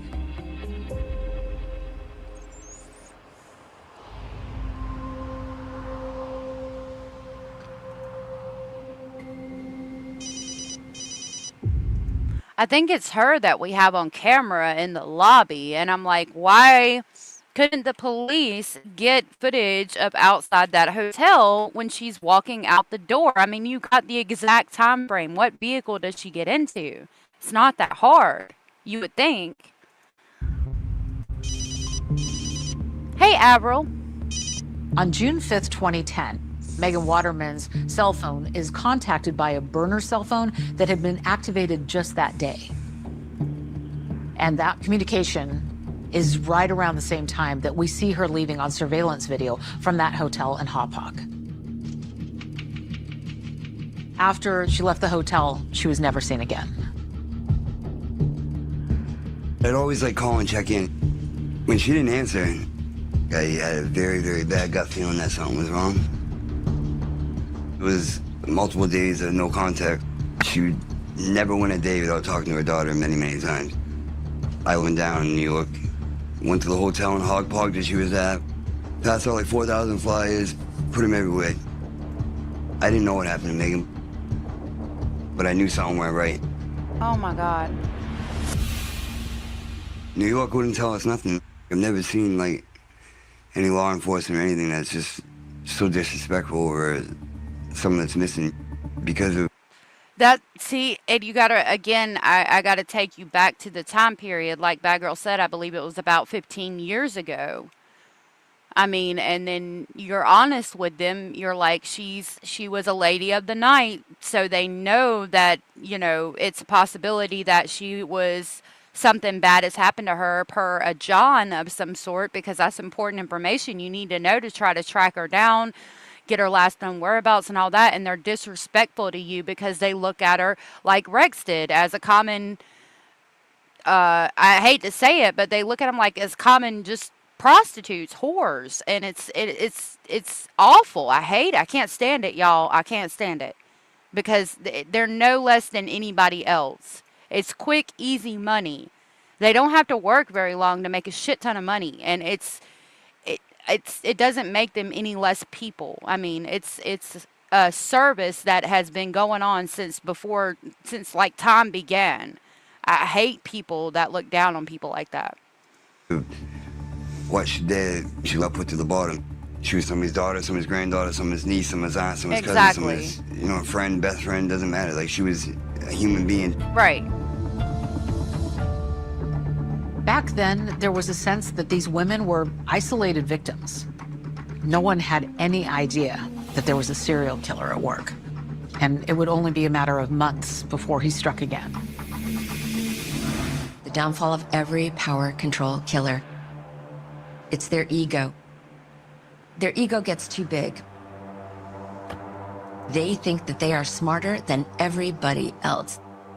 And well, I mean, of course he had an ego. He was a narcissist. He was calling the family of the victims. And yeah, he was good at it. He got away with it from the 70s. that makes them careless. They think they've gotten away with it, and that's when they slip up. And that's exactly what happened when Amber Costello disappeared. She was a loving, sweet, beautiful girl, the biggest heart. I think about her all the time. I mean, she's just a loving human being, and I miss her terribly. Amber was originally from North Carolina and had a very difficult childhood. She struggled with addiction on and off throughout most of her life and fell into sex work when she was very young. Amber Costello. That's really sad. Avril said, my daughter, who's 26, tried roller skating for the first time ever today and fell and broke her arm. I am so sorry. At least she tried, though, but I'm sorry that she broke her arm. I hope she's okay. Costello was known for sort of pulling this ruse with a friend of hers where the friend would pretend to be her significant other and sort of barge in on her while she was with a John so that, you know, she could keep the money and not have to perform the services.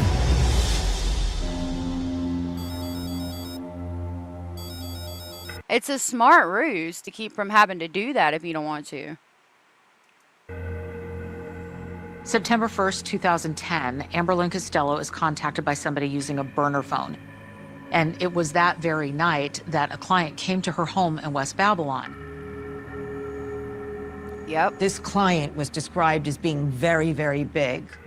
One other thing that the roommate remembered, the man was driving a dark green vehicle that was a first-generation Chevy Avalanche, a very unique kind of vehicle. It's sort of a cross between a pickup and a car.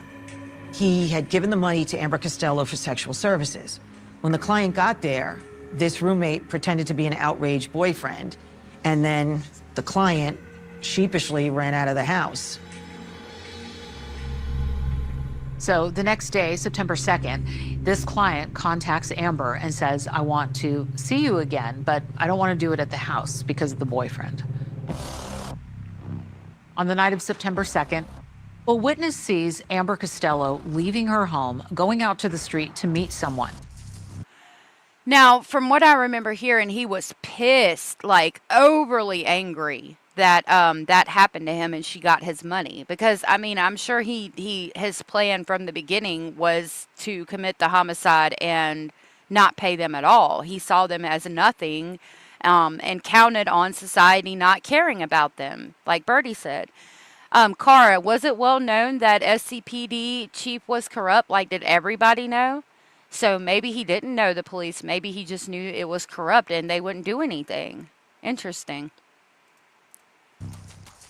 And then sees a dark-colored truck go by, coming from the direction that Amber had just gone to. And she was never seen or heard from again. Sadly, if I had to speculate, I would think that she got it worse than the others because she had hustled him. It wasn't hidden at all. Oh, wow. So maybe that's why he did it where he did it. She's at the hospital getting a cast at the moment. I nearly said, don't do it, but didn't. Oh, well. I'm glad that she's okay. And at least she tried to skate. Hopefully, they'll get her arm fixed up and she'll be all right. 4 women just vanished, basically under the radar. And we probably wouldn't have found out what happened to them had it not been for a 24-year-old woman named Shannon Gilbert.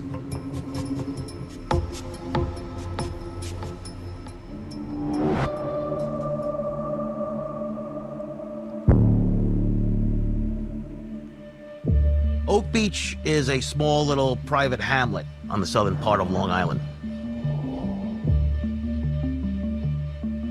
It's a closed-end community, and it's right on the water. Unless you've been down there to the ocean going swimming or surfing, or you were a fisherman, you really didn't know this place existed. So that goes back to what Carl was saying.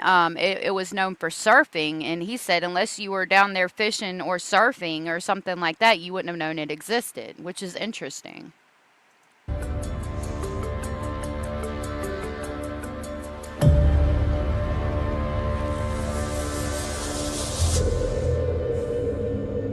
The Shannon Gilbert case is interesting. I believe she's the only working girl that came with her own security. May 1st, 2010, Shannon Gilbert has a driver. And he takes her out to Oak Beach to this client's house. And then something goes terribly wrong at the John's house. Shannon Gilbert makes a 911 call. Hello, you dialed into the 911 system. How can I assist you? There's somebody after me. Where are you? There's somebody after me. Where are you, ma'am? I don't know. Can you check where I am? No, I can't. What's your name? Gilbert. She then says to the 911 operator, You take off on to kill me. and she makes the rational choice, which is to run. When she does, you hear these blood-curdling screams.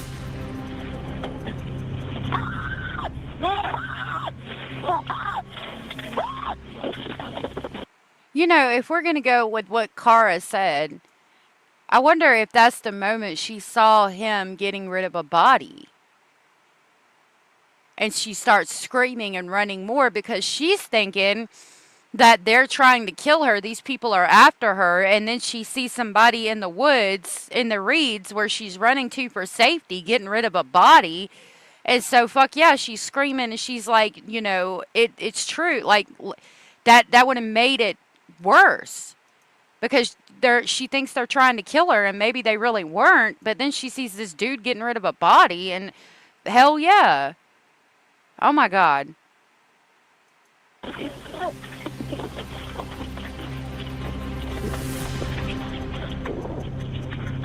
It is pure fear. Her driver did not stay around after Shannon Gilbert ran off. Perhaps he thought that she went to a house. Perhaps he thought she made her way to Ocean Parkway, but he left. Why would he leave her out there like that? We know that she flees the house, but by the time the police finally do arrive, Shannon's nowhere to be found. How much did they look? Because she was right there. At some point, the police got involved, but it didn't seem like there was a great will initially to find her. Her mother, Mary Gilbert, and Shannon's boyfriend went to the Suffolk County Police to file a missing persons for Shannon. And the police officers there brushed them off. Oh, she's a hooker. See? And that's the lawyer for the family, by the way. Hey, a small weed. These men at the Basami Rice Wrap and Heuermann are together. You think so? Yeah, to just leave her. I re-listened to the podcast of Shannon's driver trying to help her, and then hearing this made me think of this theory. It's possible. I think it's the best theory so far, if he really did care about her. She's a prostitute. She'll turn up. Shannon Gilbert's mother, Mary, was not letting the police forget her daughter. She wanted to make sure there was some kind of search going on. She got out there with other members of the family in front of the media. Gilbert's mother says police never took her daughter's disappearance seriously. Yeah, Anders, he did think that she was trans. And the only reason I bring that up and talk about it is because of the Asian male that was found there that was trans. I wonder if, again, like we've discussed, maybe, I mean, going with a different speculation or theory, they were all in it together, and this is some kind of hunting club, and they had already picked up the one guy that was killed in the 90s or whenever, and that person turned out to be trans, so they thought it was happening again with Shannon. And that's why he was like, no, I don't want nothing to do with it, because he thought she was trans. But then she's like, they're trying to kill me, because maybe they really were. If we're going with that theory. I think the theory that she stumbled upon Rex dumping a body makes a lot of sense too, like Cara said. If we weren't always on the phone, they may not have ever searched at all. Many people believe that you are a victim because it's something you did, right? Victim blaming. Maybe. And if you're in sex work, you know, it's kind of like, well, what'd you expect kind of thing. And unfortunately, that was pretty pervasive. Eventually, law enforcement did canine searches for Shannon Gilbert in the Oak Beach area. Turned up nothing. 7 months later, there's finally a development. In December 2010, I was mostly working day shifts at Pix 11 News. So I would watch the 10 o'clock news at night before I'd go to bed. And this one night, December 11th of 2010, I noticed that there was a really big story leading the newscast. And it was out in Gilgo Beach. Hey, Abraham, it's good to see you, sweetheart. Andre Jamal Isaac is a potential victim. I'm going to look that up. Let me get a pen and write that down. Maybe we can look it up after we watch this. I was thinking, I think I'm going to get Peacock and watch the documentary tonight and see if I can screen record some like interesting segments of it or important segments of it, and maybe we can go over tomorrow so that when we go over the DNA and stuff like that. And DREJAMALISSISAAC. Okay. Oh, sorry. Which is very close to Oak Beach on the south shore of Long Island. Gilgo Beach is a barrier beach. One side faces the Atlantic Ocean, the other side, the Great South Bay. And Ocean Parkway cuts right through. It's a state park that a lot of people don't know about except the locals. Gilgo Beach just had this reputation of being the loveliest beach on Long Island. Now, well, back then, hold on, let's see.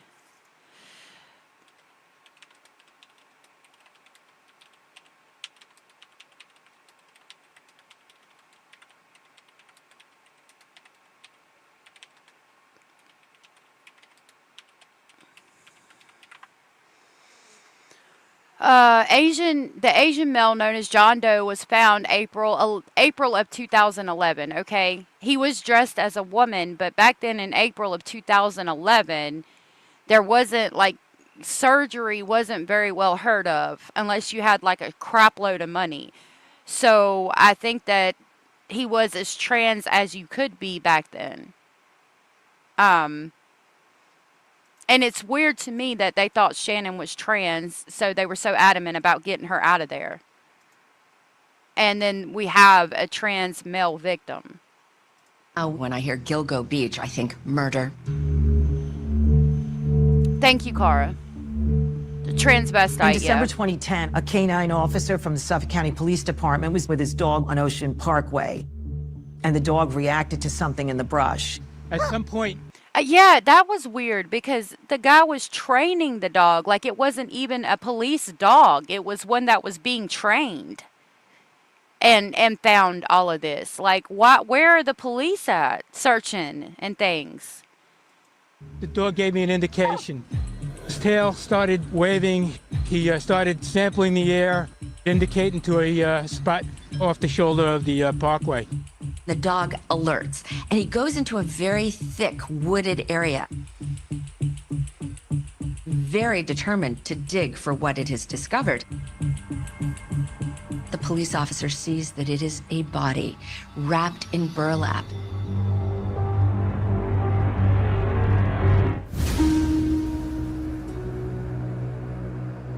In December of 2010, while looking for a missing woman named Shannon Gilbert, a canine officer found remains along Ocean Parkway near Gilgo Beach. They found skeletal remains of a very petite young woman. The immediate assumption was this must be Shannon Gilbert, but Okay, so that just verified for me that Shannon Gilbert was also petite, but she's not one of his victims. No, I don't believe it. I don't believe it. there's nothing to identify this woman. No clothing, no purse, no wallet, no identifying jewelry. But it was just the beginning. Police decide they're going to keep searching. Then lo and behold, on December 13th, they find 3 more bodies. All 4 victims were bound, 3 of them with tape and camouflage burlap, and the 4th was bound by 3 belts. All likely died of homicidal strangulation. All 4 of these bodies belong to young women, and their bodies are largely intact. There's skeletal remains, but they're mostly mummified. 4 bodies, 3 days, and countless questions. When these 4 women were found in 2010, Richard Dormer was the police commissioner in Suffolk County, and he was about to retire. And now he's got this huge case on his hands. Monday morning, homicide responded back to the location where the body was found and located 3 more bodies. I think there was more than one man chasing her when she ran off. There was. Transvestite is a man that dresses up like a woman. If that person lived their lives as a woman, they're transgender. Oh, yeah, so it could be either one because we don't know, because it's still a John Doe. Nick Mick took on the challenge of breathing new life into the cold case of Asian Doe. Using the latest technology and expertise, they created 3 new sketches of the unknown victim. These images were sent to Gilgo Beach Homicide Task Force, offering fresh perspectives on a case that had perplexed investigators for years. I think Shannon was his victim too. I do too. They are still a John Doe, aka Asian Doe. Yeah, until they identify him, we won't know. Yeah, thank you guys. Hey, Steph. Thank you guys for hanging out with me. Weren't all clustered, but they were within a quarter of a mile of each other, which would indicate that they were dumped there by the same person or persons. Many people believed that the killer was somebody who knew this area well. There's not going to be a lot of people going into these areas looking for anything. It's thick and it's thorny. You wouldn't even consider walking in there as a layperson. But if you live and know this area well, you would know that this is a perfect hiding spot. And evidently, as a teen, he worked at, Jones Beach? The New York City Medical Examiner is helping local authorities identify the remains through DNA and dental records. So they go into this database for missing persons, and it turns out they find dozens of potential matches. Was missing Megan Waterman the victim of a serial killer on Long Island? The vanished woman from Maine is reported to have traveled to Long Island in response to an ad on Craigslist and might be among the bodies found on Gilgo Beach.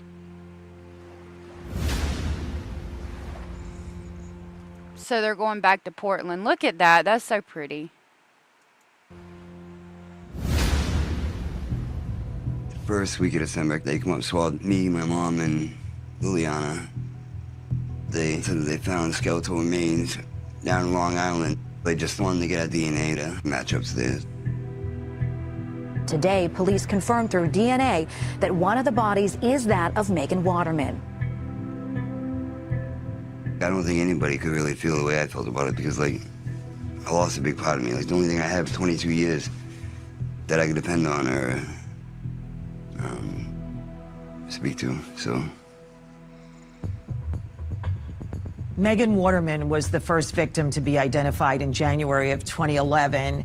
And then a couple of days later, the police released the identities of the other 3 women. We are here today to announce that all 4 women whose remains were discovered in Gilgo Beach last month have been positively identified.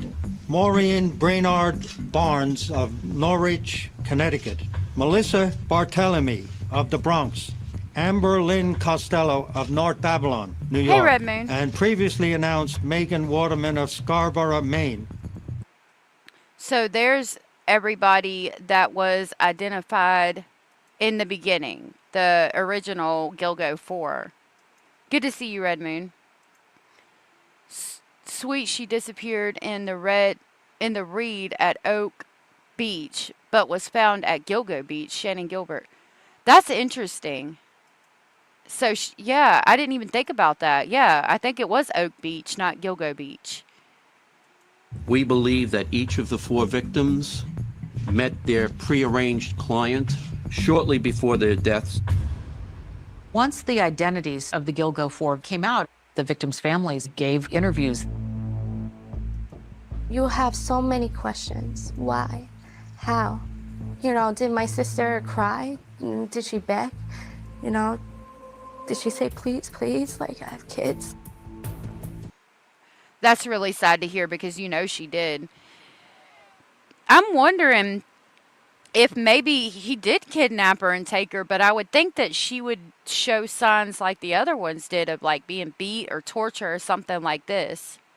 Clary Bell has been found alive.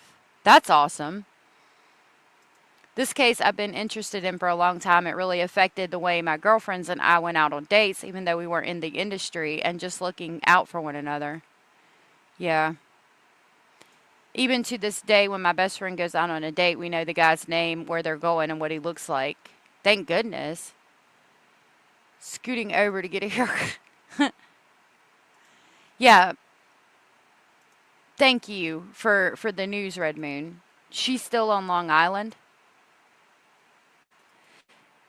Yeah, but like if she disappeared at Oak Island and then ended up at Gilgo Beach, that's interesting. Yeah, Karen Reed was found not guilty. I heard that earlier. I didn't follow the case though.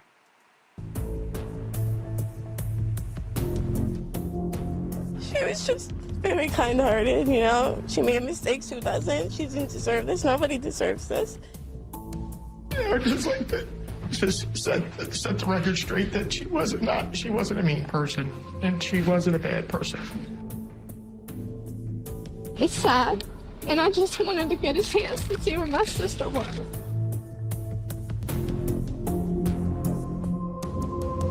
The 4 victims that were found initially during the search for Shannon Gilbert became known as the Gilgo 4. All 4 of these women who had disappeared over the last several years were advertising on Craigslist. They were sex workers. As a cold case investigator, if I was looking at this case, I would say that these 4 were all killed by the same person. And why? Left in the same condition, same general area within 500 feet of each other. You would say this was their garden of trophies that they put in there, so to speak. Wow. After the bodies were found, I wonder how many times he went back to the site. Like, I wonder if every time he went and dumped a body, if he looked at the other ones and reveled in it. They found her guilty of being under the influence. But on the other, she was found not guilty, which is great. Yep. I don't know what makes Shannon's death so different. Honestly, I think it's the same. they were all sent to a forensic laboratory. You have to remember that they had been out in the elements, so there wasn't a lot of evidence that could be obtained. Hey, Joe. But there was a male hair that was found in the burlap that was wrapped around Megan Waterman.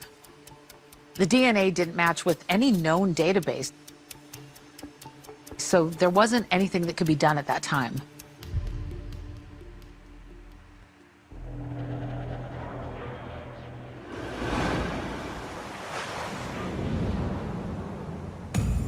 Then in early April of 2011, there's something of a surprise find. Very close to the Gilgo 4, police discover remains of an Asian male. And he was wearing women's clothing. So he was perhaps transgender. The assumption. So transgender, they're saying. Birdie said it says her body was found about 9 miles away from the rest of them, so maybe that's what made it different? I don't know. Maybe the disposal of Shannon was interrupted. That's a possibility too. Is that this was also a sex worker. The Asian male found in women's clothing. It adds a whole other layer to this stuff. His skull had been crushed, blunt force trauma. So now you have 5 adult bodies, the Gilgo 4 and the Asian male. But this is not the last body they find.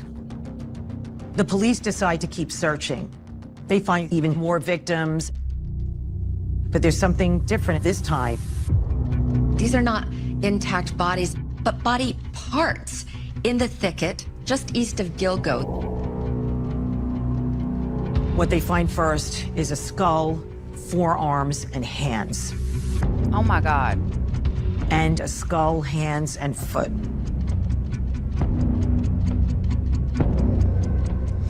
Since a skull, hands, and foot, like in their skulls and hands out there, I'm wondering if their torsos were put somewhere else because he wanted them to be found and he wanted to be known for what he was doing, but he knew out there if he dumped their bodies there, nobody would find them. So that's where he put the identifying pieces like the skull, the hands, and the feet.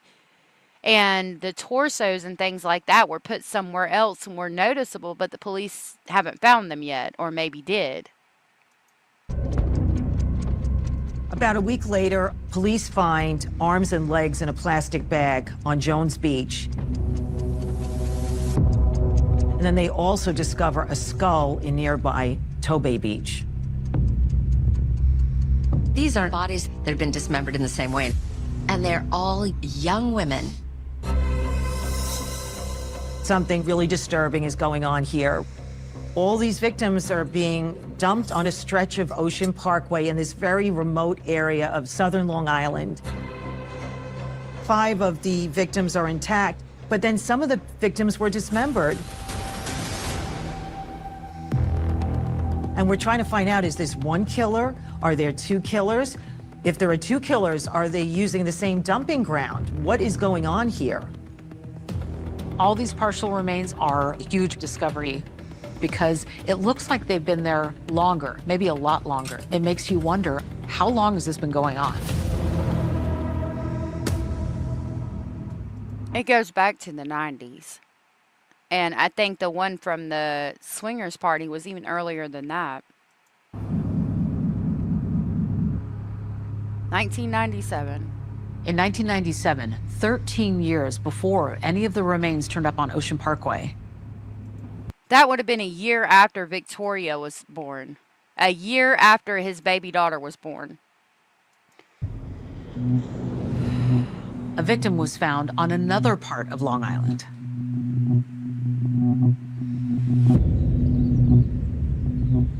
Hempstead Lake State Park is a real family-oriented area.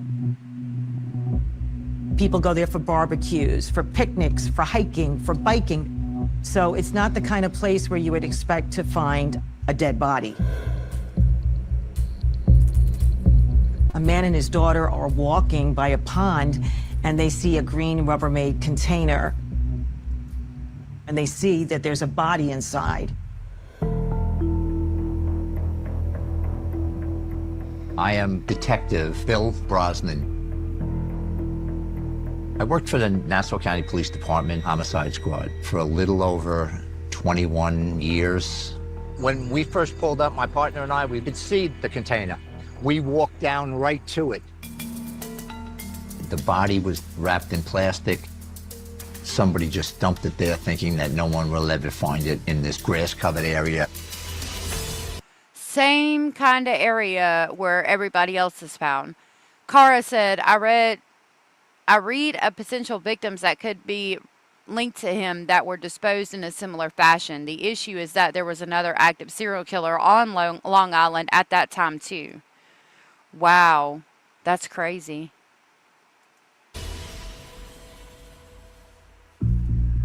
When we got to the morgue, they took that package apart.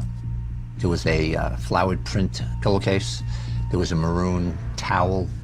We took the body out of the container, and we realized that it was just a torso. See, I feel like he put that one there because he wanted it to be found. And he put the head and skull and hands where he knew they wouldn't be found because he had been dumping there for so long at that point. And this was in 1997 that they found the torso. In 1997, 13 years before any remains were found along Ocean Parkway, a human torso was found at Hempstead Lake State Park. It would end up being tied to the victims of Gilgo Beach in the most tragic way possible. The medical examiner determined that she was a female African-American between the ages of 18 and 30 years old. Peaches. You have a victim where you can't fingerprint them, you can't do a identification based on the face. So we had somebody that was trying to hide the identity. But whoever did this made a mistake. The victim had a heart-shaped peaches tattoo above her left breast.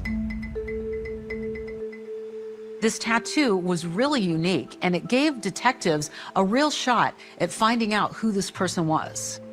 The tattoo in this case was the whole thing. The Daily News is a big New York City newspaper. I reached out to them and asked them would they throw the picture in their paper. Newsday, they also did an article on it. That's Peaches. That's why she was called Peaches for so long. That was the only thing that identified her. They operated in the same area at the same time. That's crazy. John Bitroff was thought to have been Long Island serial killer for some time too. He went after the ladies of the night. That's interesting.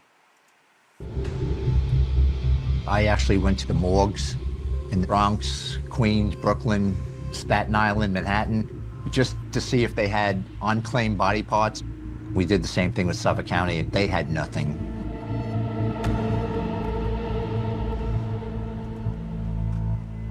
I gave her a name. It's Peaches. I never liked Jane Doe or John Doe. That's not a name. She has a name, and she should have a family. Over the years, this case was always with me. I found out that Peaches had a child within the last year or two. She had a C-section scar from having the baby that they later find. Because she had a C-section. There was a child missing her mom. All those years, that child must have grown up and said, "Where's mom? Whose mom?"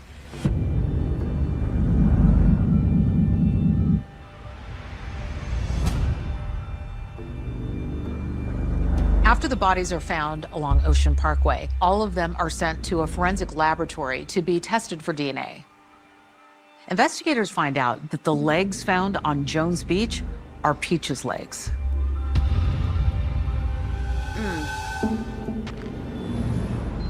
In 2011, while investigators were sweeping essentially Ocean Parkway looking for more victims, that is when they found the unimaginable. The remains of a toddler. Damn. The toddler was a female, anywhere from 18 to 24 months or so, wrapped in a blanket with jewelry on her.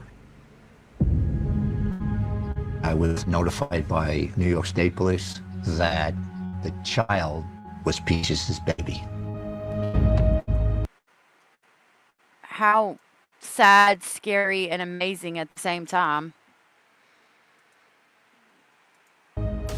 Who would do something as terrible as this, to leave an infant out in the middle of nowhere just to die? It's strange that Peaches' body parts were found in Jones Beach and that they were associated with the Gilgo case, and that baby was in Gilgo and found next to another victim. Do I believe that there's more than one killer there? Do serial killers get together and say, hey, here's a good place to dump somebody? I don't think that happened. My opinion is that they could be all related. I think they are. Could this really be the work of the same person? The answer is yes. Serial killers learn from their mistakes and evolve over time. We see this all the time. So now there's this unbelievably disturbing timeline that's being revealed. One killer who's possibly been murdering even the most innocent of victims, and he's perhaps been doing it for decades. I couldn't imagine finding a baby. I wonder if she brought the baby with her or she was at home with the baby and they were both dumped. I think she brought her with her. This case intrigues me because before I ever heard of this case, I was attempting to write a novel, body parts found all over town. I never finished the novel. Oh, wow, Hannah, how interesting. I don't think that coincidences are possible either, bad girl. There's too many. The investigation began as a search for a missing New Jersey prostitute. Shannon Gilbert was last seen a year ago after meeting up with a client that she had met on Craigslist. So far, no trace of Gilbert has been found. When the Gilgo 4 were found in December 2010, the automatic assumption was one of those women will be Shannon Gilbert. And it was never Shannon Gilbert. The families knew the media can be a partner to them because the media can get the word out there, can spread the information far and wide, especially with the advent of the internet. I promise that I will continue to fight nonstop until I bring my girl home where she belongs. I'm here because I really want to support this family because a lot of people don't care about escorts. They don't care. They just they just don't care. There were statements made that most of the victims being targeted were sex workers, and the families rightly said, why should that make a difference? They have a right for justice. After Shannon goes missing, and the first 4 victims that we know now is the Gilgo 4, when their bodies were discovered and their family members were notified, social media became a way for them to become connected. So Facebook became a spot where you had people who were actually organizing searches themselves, trying to spread more information and set up vigils and things like that. Right now, people out there who are watching, who are listening, who knows about Shannon, I just want to ask you, what if? What if it was someone that... It says, what if it was you, your sister, your mother, your daughter? Wow. You loved. What if it was someone that you cared about? There was so much media attention because the family did a lot of the legwork with social media. That was I'm glad that they were so adamant about Shannon Gilbert.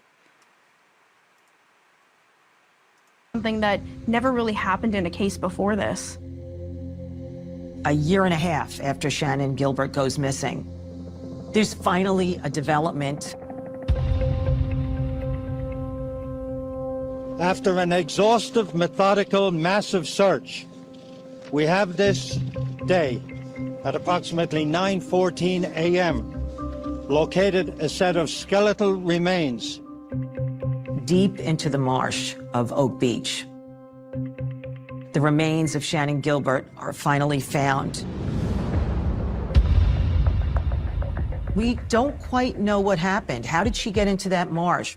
Basil, chill, baby, But the chill. police were saying it was a tragic accident. Sorry. That she had drowned. It sort of felt like it was the end of just one facet of the investigation, but really, a lot of us in the media felt like we were no closer to finding out who the killer was. And unfortunately, we weren't all the way back in 2011. Bad Girl said, what are the odds of 2 killers both dumping their in the same fashion? Bullshit. I agree. Sounds like the concrete shoes, aka mafia murders. It does. Those were his first kills. He's changed his MO. Yeah, makes a lot of sense. His diaries detailed his progress. They did. I want to go over them tomorrow. Hey, Shraddha.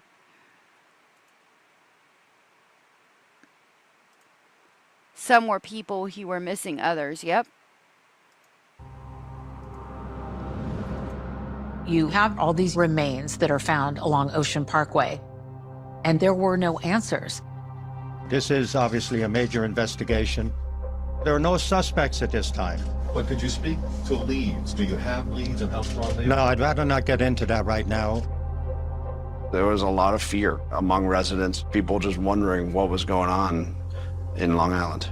But we didn't really have any insight on what was going on in the investigation. So, We're not getting... no, well, sometimes we don't have all the information, and that's why we can't give it to you. You just got the feeling the authorities had no idea what they were doing and were making very little progress.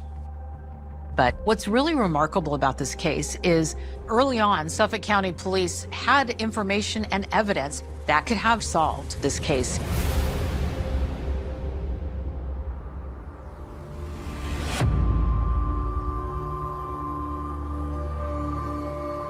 In 2010, shortly after the disappearance of Amber Costello, police had interviewed witnesses, and the witnesses described the John that night leaving a car that they described as a first-generation dark-colored Chevy Avalanche. Now, that was an important break in the case that, as we heard, wasn't looked into until years later, which is sad. Like, why weren't they more on top of this?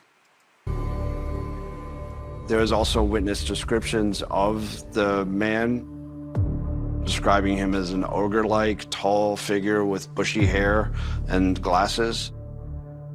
So the police, from what I could gather, as early as 2010, had a description of the serial killer suspect and his vehicle. And what's also interesting is that investigators, when they started looking at the cell phone records of the Gilgo 4 victims, they realized that there was a pattern here. These victims were contacted by different burner phones for each victim. See, that goes back to how methodical he is. He's getting a different burner phone for each and every single victim. In 2011, an FBI analyst was given access to that cell phone data. The analyst was able to sort of produce a report using data from cell towers. Megan Waterman was last seen leaving the Holiday Inn Express in Hauppauge, Long Island at about 1:30 in the morning. Pings of these cell phone towers show that Megan Waterman's phone traveled from Hauppauge to Massapequa Park. Massapequa Park is a bedroom community on the southern shore of Long Island, not far from Ocean Parkway, where all the remains were found. Melissa Bartholomew, on July 10th, 2009, her cell phone travels from Midtown Manhattan also to Massapequa Park. The burner phone that contacted Melissa travels from Massapequa Park to Midtown Manhattan.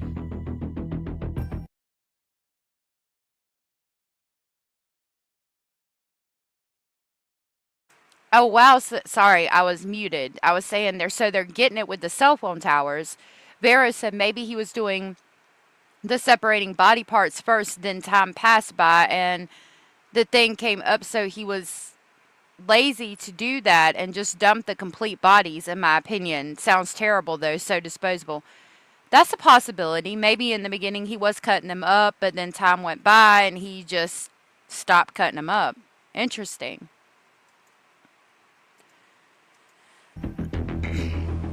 Cell phone data was a really big piece of evidence that the suspect likely lived in Massapequa Park and commuted to Midtown Manhattan.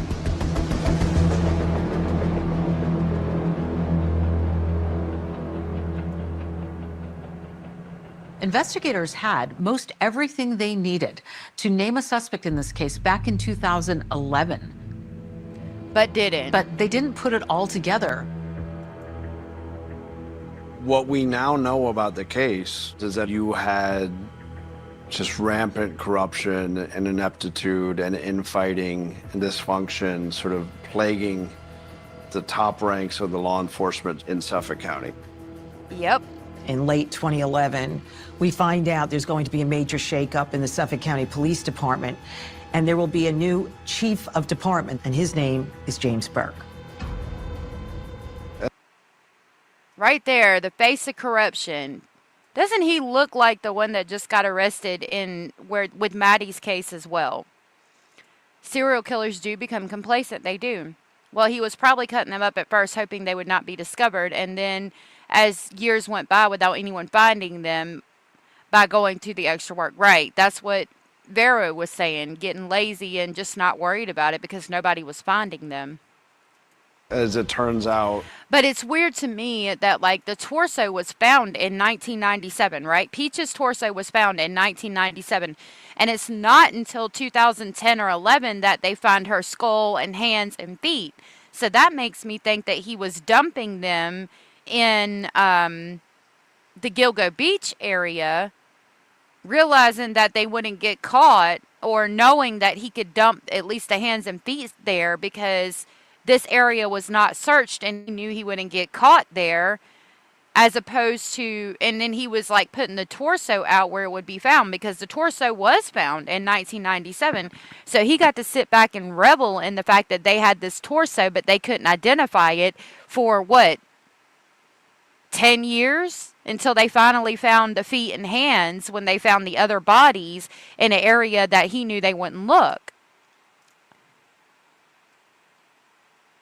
No, I don't think I'm muted. No, I'm not muted now, Birdie. I was for a second. He is a creepy looking guy, isn't he? He looks like he'd be full of corruption. That was really bad news for the Long Island serial killer case. Maybe. James Burke was appointed Chief of Department of the Suffolk County Police Department in 2012. That position of Chief of Department is typically reserved for career police officers who have been in a lot of different units within the police department and have these kind of powerful resumes. And that just wasn't James Burke. There was no way this guy was qualified. He had a high school education, but you know, he could walk into a room and grab the room. He did have that. He had some sort of charisma like that. I was going to say charisma, possibly narcissism. Burke was a juvenile delinquent who somehow became a cop, and throughout his career as a cop was sort of chased by scandal. We find out that over the years that he had relationships with sex workers.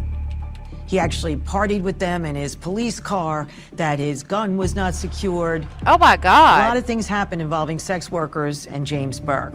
See, and you mean to tell me that it's not related at all when he could have possibly been at Joseph Brewer's party and Rex Heuermann got away with this for so long? I'm not believing it. You had a guy in charge of the department who patronized prostitutes. Now he's investigating the death of prostitutes. You almost can't make this up. You can't. It is bullshit. He had been Oh, I got a sound clip for that. Where is it? Heo put it in here. You can't make this shit up. You really can't. You can't make this shit up. You really can't, though. Entered up the ranks of the police department partly through his relationship with Tom Spoda, the district attorney during the Gilgo Beach era. Spoda and Burke sort of had this symbiotic relationship. Burke had a really strong hand in getting... That person looks like I don't know, like his nose is turned the wrong way. This person is more scary to me than the other one. I don't know if it's just because he's older or what, but that's scary. That one's more scary to me than this one. This one is easier on the eyes, I suppose, so it would be more understandable how he could walk in and take over a room, I suppose. Tom Spoda elected DA, and Tom Spoda, protected Burke. Burke is sort of this petty, vengeful figure. Yep. And once Burke is chief, he removes all of the top cops in various departments. And so that includes the chief of detectives who oversaw the Long Island serial killer case. And Burke also removes the top detectives from the investigation. What he said was that he wanted to get fresh eyes on the investigation. So essentially, the case was starting from scratch. Serial killer cases are typically aided by the federal authorities. But in this case, Burke and Spoda took steps to keep the federal government from gaining any access to the case. The FBI has this sort of like vaunted unit, the behavioral analysis unit, which does these profiles of serial killers, which are typically very helpful in honing in on a suspect. But Tom Spoda stops an FBI profiler from gaining access to evidence in the case. Why? Why stop the FBI from laying eyes on the case? Spoda has defended it by saying, that he considered their work to be duplicative. I think they just didn't want the feds involved. There are traditional rivalries between local law enforcement and federal agents, especially the FBI. But the result is the Long Island serial killer case, it does not get the benefit of the sort of extensive toolkit that the FBI has. You're dealing with a freaking serial killer that's been at it for years. Why wouldn't you want the FBI involved in that? In solving serial killer cases. Then in December 2012, this kind of random event occurs that would have seismic aftershocks.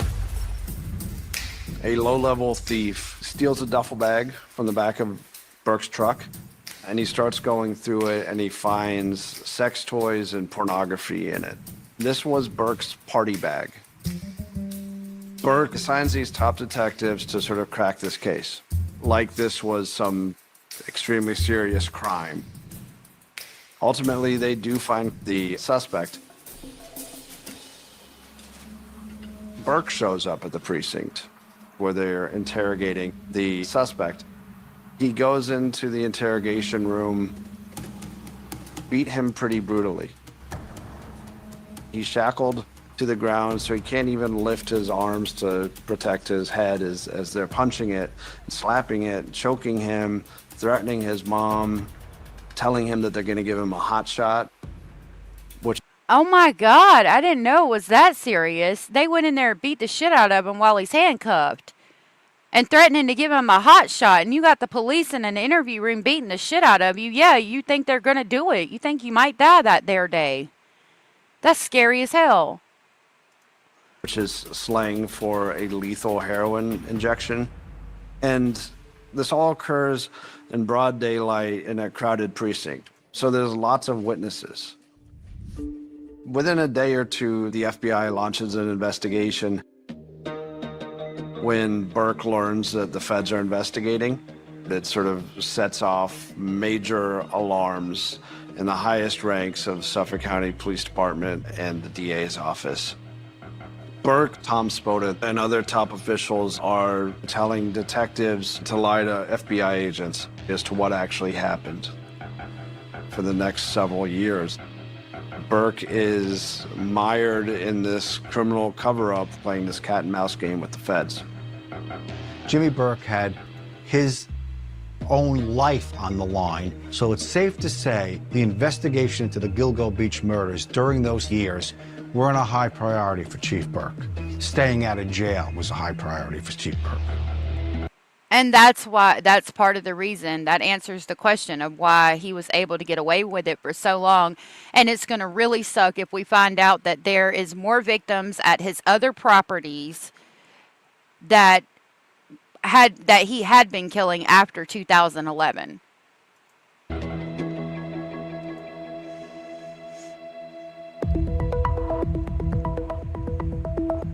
Years passed with so little information being released about the case that really it felt like to the authorities of Suffolk County, this was an afterthought. As it seems like the police aren't doing much to solve this case, that's when the public steps in to kind of fill this void. And you see them scouring the internet for clues, putting together theories that involve law enforcement. And it just makes you wonder, what effect does this have on the case when you've got all these armchair detectives working on the case day and night, and it doesn't feel like the police are doing as much?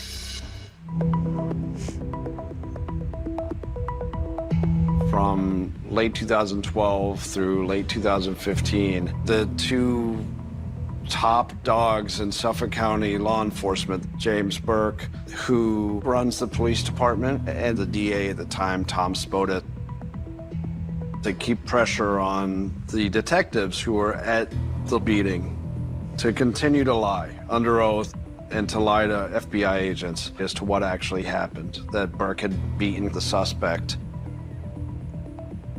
For years, the police department and the DA's office is way too distracted with keeping Jimmy out of prison and after that, keeping themselves out of prison than they are with police work like the Long Island serial killer case. Look how tall the reeds are compared to them. Could you imagine her running through that? I mean, I guess I could see how they could be hidden for so long. They're taller than him. Ultimately, a detective finds God, comes clean, and Burke gets arrested in December of 2015. James Burke pleads guilty and is sentenced to 46 months in prison for assault and obstruction of justice. Damn.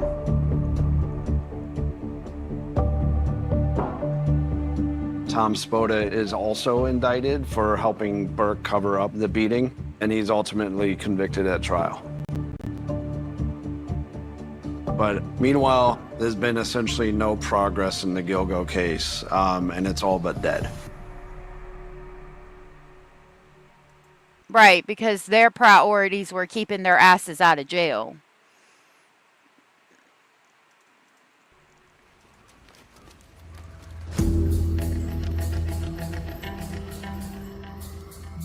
In 2018, Geraldine Hart is sworn in as the new police commissioner.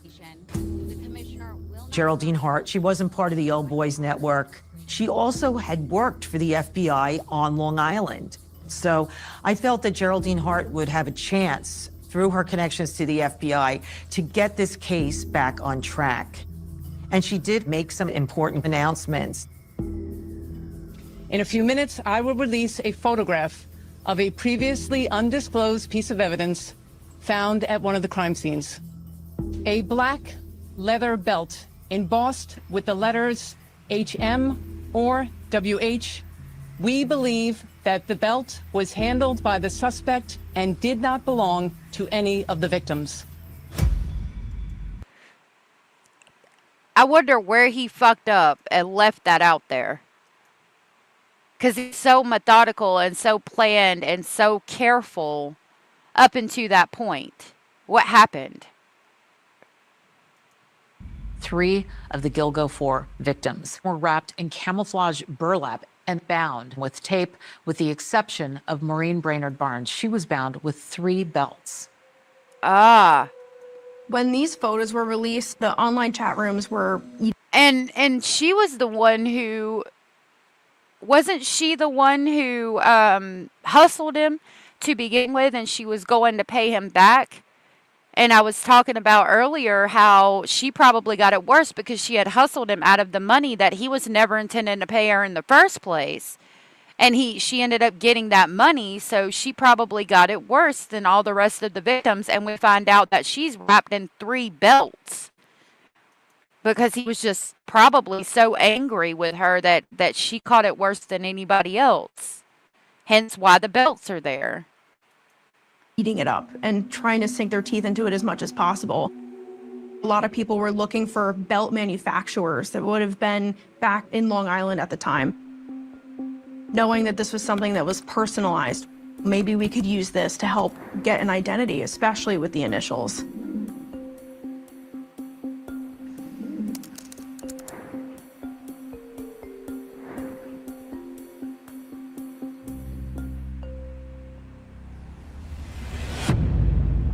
In 2022, there's a new police commissioner, Rodney Harrison, who spent 30 years with the NYPD. Suffolk County's new police commissioner officially sworn in today. Former NYPD Chief of Department Rodney Harrison making it official this morning. I've known Rodney for a long time. He was the chief of detectives of New York City Police Department.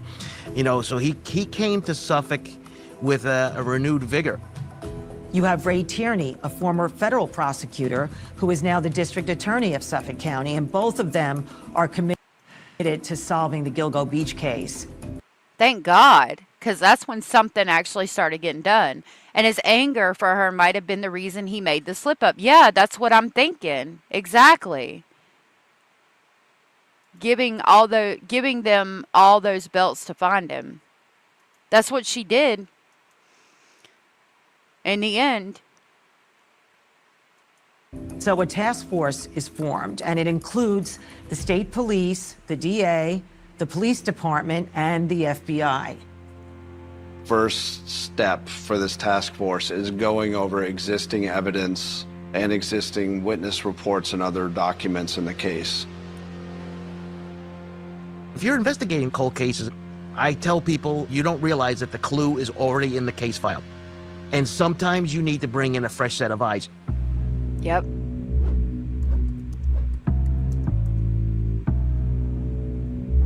One of the key pieces of evidence that cracked this case wide open had actually been there a dozen years before.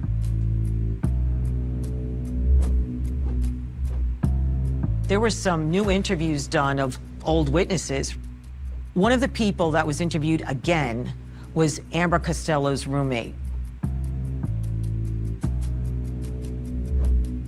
The roommate describes to police that the man who was in their home was very large, about 6'4", ogre-like, with bushy hair and wearing glasses.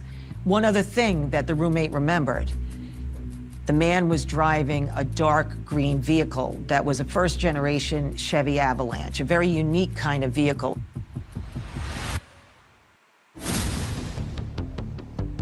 And it is her. It's from her with the belt.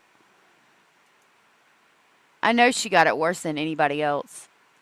Investigators knew for at least a decade that there were two key areas they had to focus on where cell phone pings were detected, connected to burner phones and to victims' phones. Midtown Manhattan, and a very specific part of Massapequa Park, Long Island, where they felt the killer most likely lives. Investigators then search for owners of a Chevy Avalanche who also lives in Massapequa Park and commutes to Midtown Manhattan. Right, like there's only going to be a small percentage of people who own that vehicle, live in Massapequa Park, and go to Manhattan, I would think. I mean, I'm not from New York, but damn. He was so mad he didn't care if someone saw him. He wanted to come back and get her. Yep. That's that anger, that fury in him that she hustled him. I guarantee it. 6 weeks after the task force was formed, investigators hone in on a suspect. His name, Rex Heuermann. He even looks evil in these pictures. Look at that. That's a scary mother trucker. Rex Heuermann.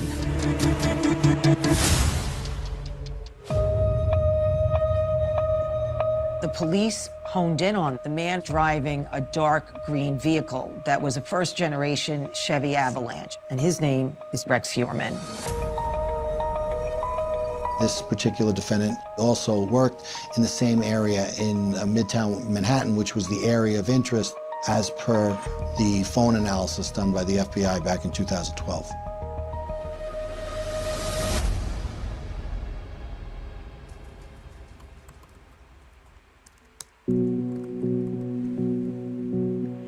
Welcome back, Abellis. After all these years, reporting on someone who's allegedly been evading authorities and evading us and invading the public, you want to know what made them tick. You want to know why.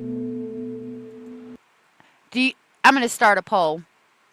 I want to know if you guys think we'll ever get any answers from him, because as of right now, he's claiming innocence. So I'm going to start a poll. And I want to ask you if you think that he'll ever give us the answers as to why he did all of these things and admit to it.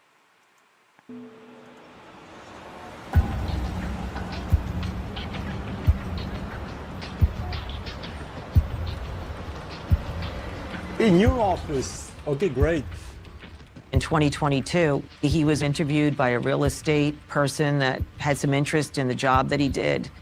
Can you smile? That is. Rex Heuermann. I'm an architect. I'm an architectural consultant. I'm a troubleshooter. Born and raised on Long Island. Okay. Been working in Manhattan since 1987. We're going to watch this interview in its entirety tomorrow. Hey, Cindy. Bertie said maybe once he's convicted and all his appeals are gone, he will talk to be able to relive his crimes. Possibly. I think that'd be about the only time. One of the things I learned from my father was furniture building.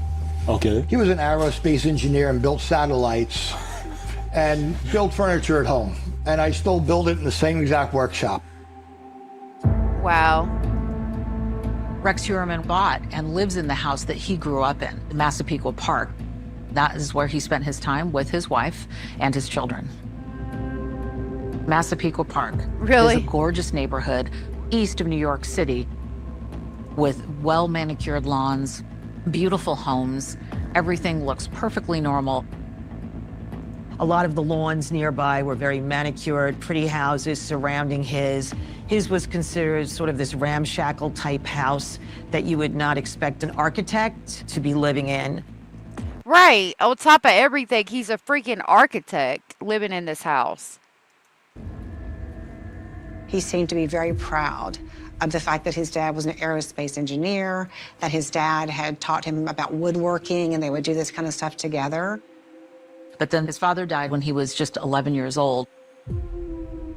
There were reports that he had been bullied in high school, probably because he was so big, and some people would call him names because of his size. This is a guy who didn't have a lot of friends, a little awkward. We've heard the story before, right? Look at that picture of him. Still wearing those big old glasses. Rex Heuermann went on to study architecture at the New York Institute of Technology on New York's Long Island. Heuermann got his degree and became an assistant to an architect in Manhattan. And he quickly became known as a troubleshooter. In New York, you've got all this red tape that you have to go through. Rex Heuermann was known in the community as somebody who knew these codes inside and out. So that goes back to the methodical nature of his crimes too. He's able to memorize all the red tape and codes of the architecture business in freaking Manhattan, which I imagine is substantial. It's probably a damn 4,000 page book at least of codes, and he knows how to troubleshoot and get around them. Pandora pointed out, I'm not sure Rex knows why he did it. Does he really understand himself? I think not. If you actually understand yourself, I don't think he would have done these things. You don't think so? That's a good point. And could get around them quickly. The thing that's interesting about Rex Heuermann is that he is somebody that we weren't expecting, somebody that has a really good job, a good business. He has a family.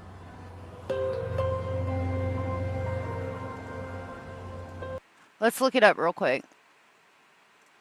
First, how did Rex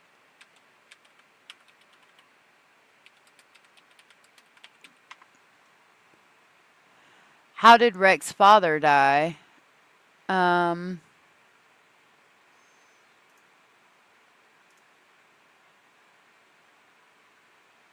He was a mama's boy. His father, who served in World War II in Air Force as a second lieutenant, died in 1975. Oh my God, I hate when it does that. At the age of 50. That doesn't tell me how. He boasted his dad worked in aerospace.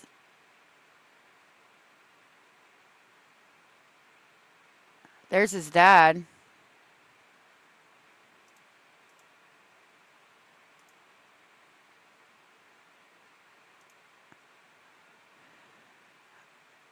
Said that Heuermann was a psychopath and heard his mom was controlling and domineering, which could have shaped his twisted persona.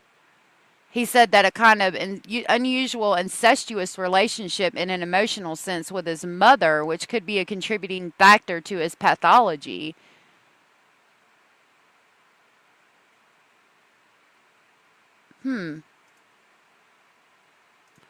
Doesn't tell me how he died, though. I'm assuming some kind of heart attack or something. I mean, there's Reddit questions, but...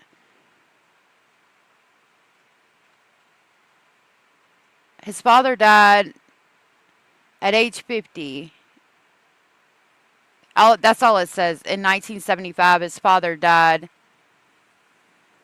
at age 50. Okay. Rex, Heuermann.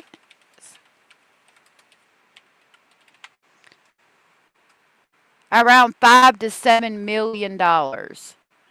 His net worth is estimated to be between 5 and 7 million. That's insane. His wealth was derived from his professional work, including services to real estate clients and his architectural work. Wow. Oh, let me pull this back up.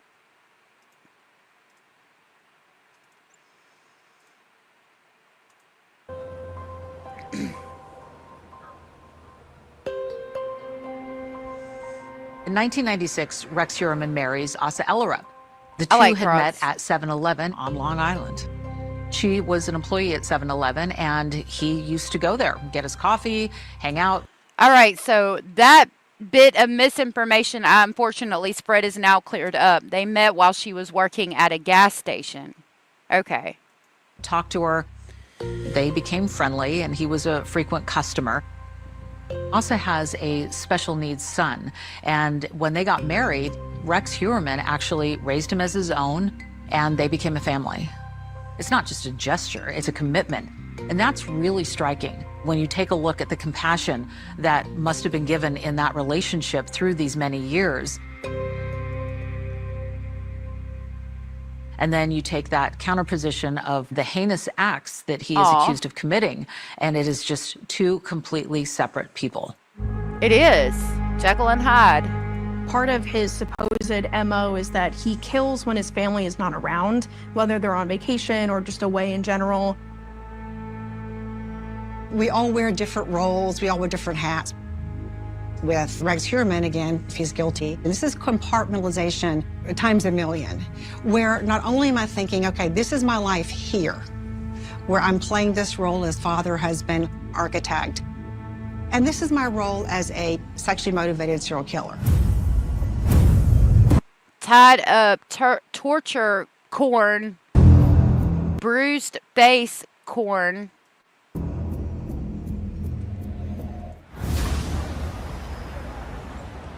I was 25.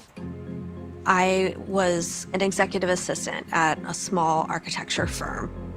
And part of this involved taking sets of drawings and paperwork back and forth to our expediter. And that was RH Consultants, which was Rex Heuermann's company. She's petite. She's got red hair, just like Asa. Rex was overly confident, even pompous. He really sold himself to people as the expert. Wow. He could get your plans in front of somebody because of his relationships, even when you were struggling. Yep. And in 2010, around the time I was ready to move on from my firm, he was looking to expand part of his business, and he needed some help.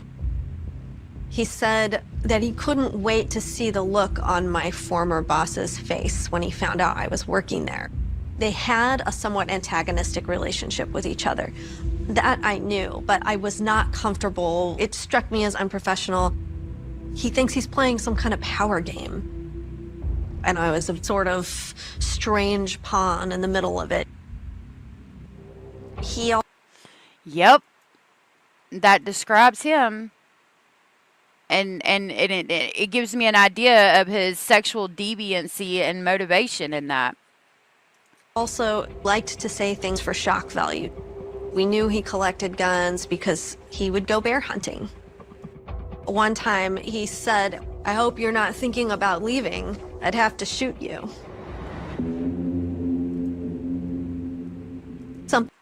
Wow. Yep, very egotistical. I'm still listening to my headphones and playing cards with my son. Oh, okay, well, thank you for being here, Brady.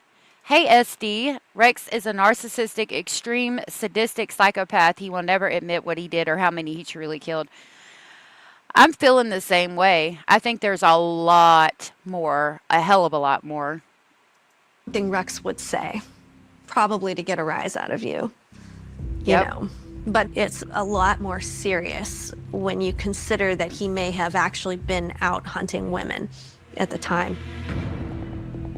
And this is... I thought about that, but I don't think any of them were found with gunshot wounds. The belt they found was his grandfather's or uncle's or somebody related to him's belt. And Cara said one of his family members, grandfather or uncle or somebody like that, was also a priest convicted of sexually assaulting children. His mindset and his confidence level right around the time that he allegedly committed murder. He's not nervous. He's not looking over his shoulder. You know, he's walking around business as usual, playing stupid games. And that's really disturbing to me. It is disturbing to anybody. Cara said it was his cousin. Thank you, Cara. 2019.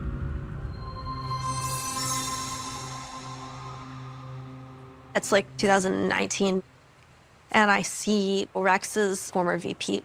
She told me she had left the firm. Rex had just become more difficult over the years. Me either. So his former VP had started. And that's saying a lot. I've never met a bear hunter either. And I live in the South. Like, we hunt deer to put meat up to get through. You know what I mean? Like, deer hunter, squirrel, rabbit. I don't like the people that hunt rabbit. There's a man that used to own this property, and he releases the beagles like twice a year to hunt the rabbits. It breaks my heart when he does it. But I've never met a bear hunter. I know people that hunt all kinds of things, but never a bear hunter. That's scary. It's like the ultimate predator, you know what I mean? So that's why he's hunting it. And even that became not enough, so he started hunting people, in my opinion. Rex has similar behavioral pattern as BTK. Yes, we're going to watch a video on that Abella sent me yesterday. Tomorrow, because I won't be able to play it today. I won't have time. Her own company. When you have an employee who has decided, without his permission, to start her own firm, that would be, I think, just infuriating to him. Okay, Birdie, have a good day and be safe. Okay, Cara, everybody have a good day. I hope y'all are safe and y'all have a good day. She told me one night she was there working late. It's early evening, you know, maybe 7 o'clock.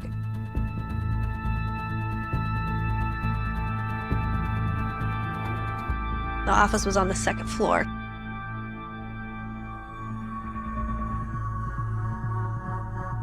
It really is. I don't know. I haven't either, Pandora. She saw him downstairs, standing outside the office, like gazing up into the window. There wasn't... Just staring at her? Really any good or comforting explanation for that. Wow. What was he doing there? Thinking that I could kill you right now and get away with it like I've done for so many years, for so long. How he liked to torture her and bruise her face, in my opinion. They locked the doors because they didn't know what he was going to do. Wow. He wanted to let her know. I know what you're doing. I know where you are. Did anybody look at him and go, this may be our serial killer right here? No. But there were certainly things about him that were off. that were scary or threatening. I mean, yeah, he's off, but you wouldn't think this man that is like this huge architect worth millions in freaking Manhattan is a serial killer. That things are not right with him.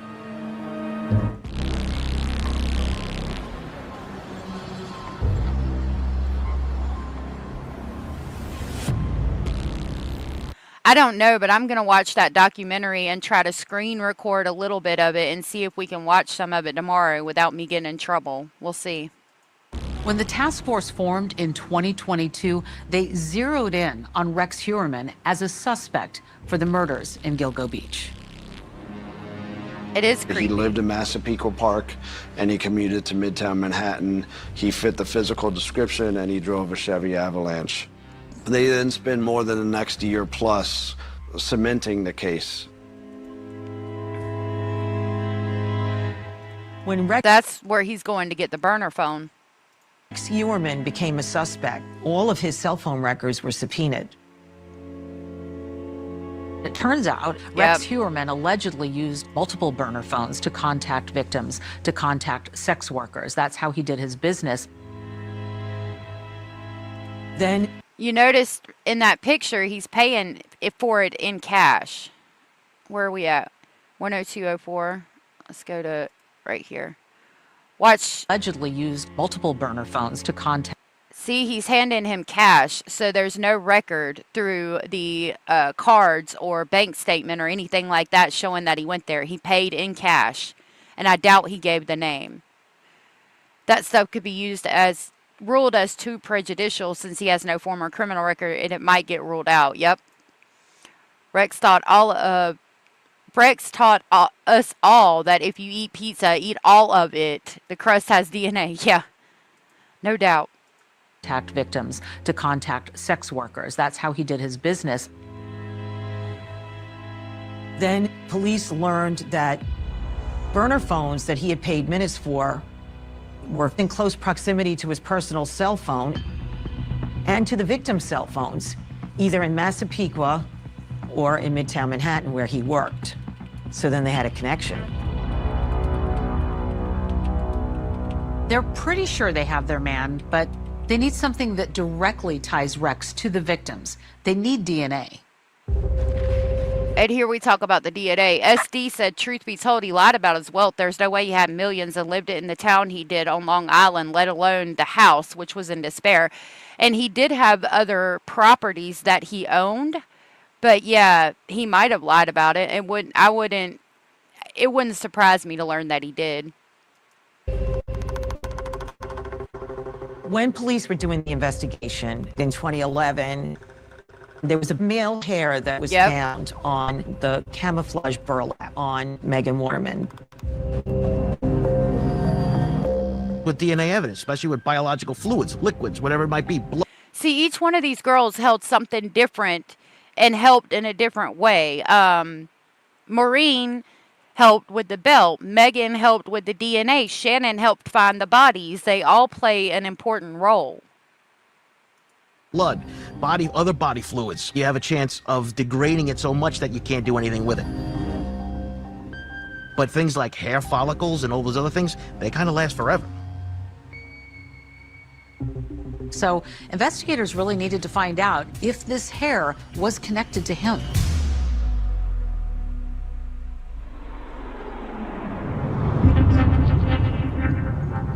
In July of 2022, investigators set up outside of his home. Undercover detectives start going through his garbage. You know, they're looking for any kind of a bottle, anything that they can test to see if they can find his DNA. But nothing turns up.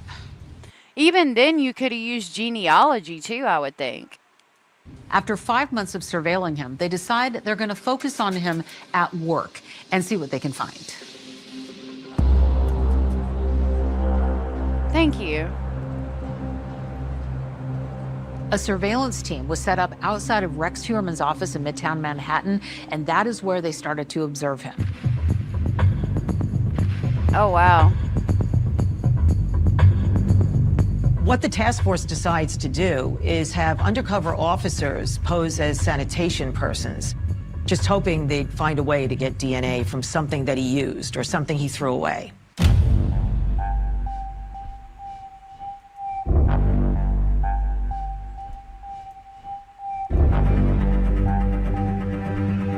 And there is the infamous pizza box. Hey, Miss Honeybee. Miss Honeybee said, Long Island is expensive. Property taxes alone are as much as some people's rent. Most people wanting to live comfortably need to have millions. Yeah, I agree with that. I think it's always way more expensive up north.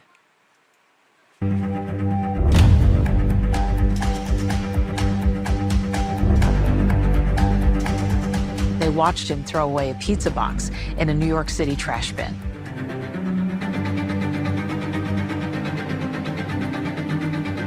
The investigators immediately grabbed the pizza box.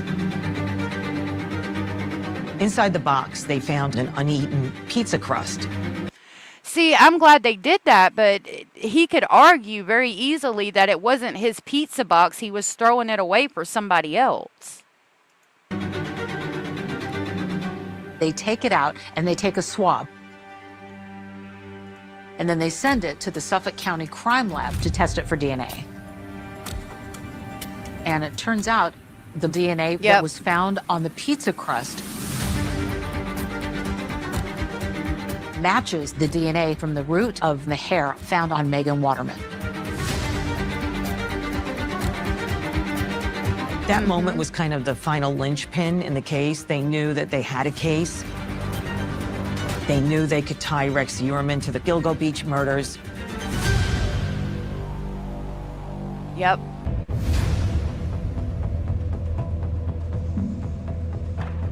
So they finally have the DNA evidence to make an arrest on Rex Heuermann. If this is their guy, they want to get him off the street before he may do any more harm. And anytime you have somebody identified and that person's still at large, it's always a concern, because if you do it once, he would go out there and do it again. And I think he did. Just like SD said, gut feeling there are multiple missing person cases in New Jersey and South Carolina that involve Rex as the culprit, and I believe so as well. But now they're in a really tough spot because they have to make sure they have a strong enough case so he can't get out. So they looked at what he was doing on the internet. Yep. I think so. I think he's sadomasochistic. Rex Heuermann's search history is beyond disturbing. Yeah, we're going to finish watching this documentary today, but I'm going to pull up what I have on this. We might do like a week-long deep dive into Rex, because this case is really interesting to me. Average home is $784,000 in this town. In his town, he probably kept the house like it was to deter neighbors from being friendly to his family and wanting to come over to socialize, in my opinion. Very possible. Sadistic measures that involved children, that involved sex workers. When we look at crime scene behaviors and we see the wrapping and maybe ligatures that we find, this is consistent with somebody who would be looking at violent pornography, at domination and control, and deviant pornography. They also found searches that were looking up the very investigation into what turned out to be him as the main suspect. He really seemed to want to know where investigators were at. His searches include very specific words. A list of each and every victim that was a part of the Gilgo 4. Rex Heuermann had searched for information about the Gilgo Beach murders more than 200 times. The thing that sort of jumps out at you was he was also searching for the victims' family members, their sisters, and in one instance, their child. So that was concerning. I The mean, search it's just history, mind-blowing, yeah. this idea that oftentimes offenders are online with you. You can be rubbing shoulders with someone in a community who could actually be the killer.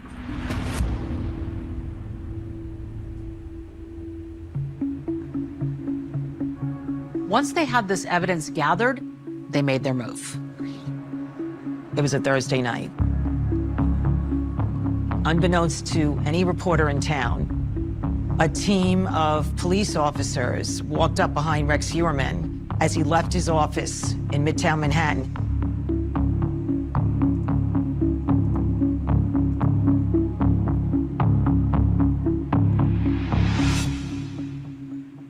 They surrounded him.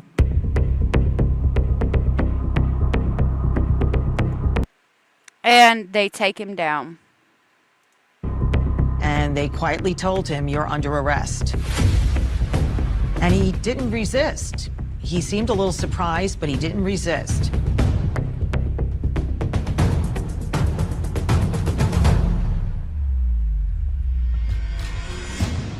Major developments in a decades-old serial killer case. There has been an arrest of a suspect linked to the Gilgo Beach murders from Long Island, New York.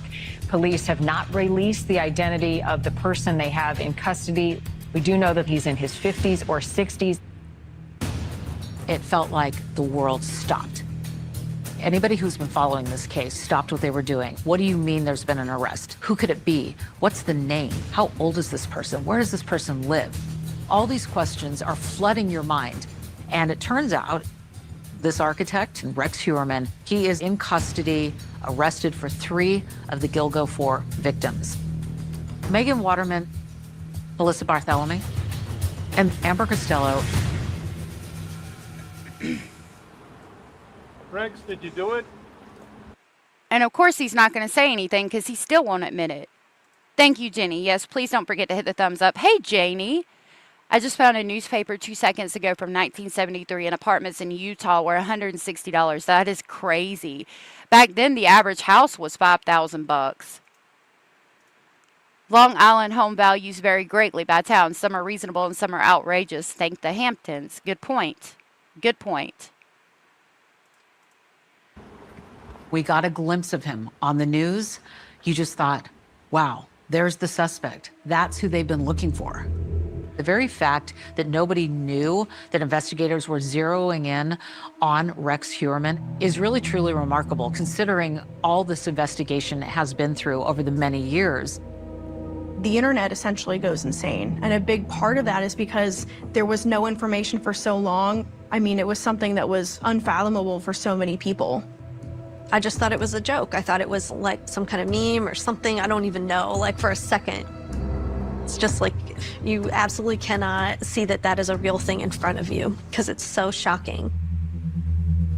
When the arrest was announced and I saw Rex Heuermann, I just sort of noticed the deadness in his eyes. He does got a sort of deadness in his eyes. Okay, bad girl, sweetheart. Thank you. And I hope you have a good day.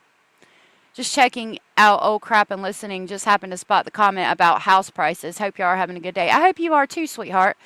Hey, Parabola, sorry. Good to see you. And Content Angel, I know I didn't say hey to you, but I've been talking to you. Hi, love. There is a deadness about his eyes. He didn't seem that bothered. I noticed he didn't say anything. I was there when the indictment was unsealed, and it was packed. There were a number of victims' family members there. Megan Waterman's daughter was there. Melissa Bartholomew's sister that got the alleged taunting calls was there. It was very electric. It was moving. I would first and foremost like to offer my deepest condolences to the family members. Just going back to the very beginning of when these women went missing and the very idea that maybe nobody would miss them. We've learned through the years and through the interviews that the victims' families have given is that they were very much loved. They were very much missed. And these families, they were desperate to find answers. Absolutely. And especially considering that up until this point where this new detective takes the lead of the case, they weren't even looked into.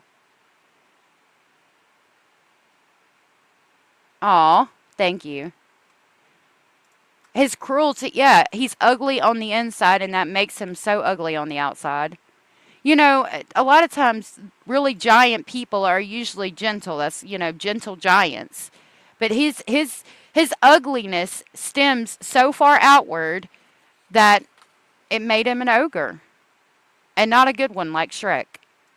And only imagine what you had to endure over the last decade.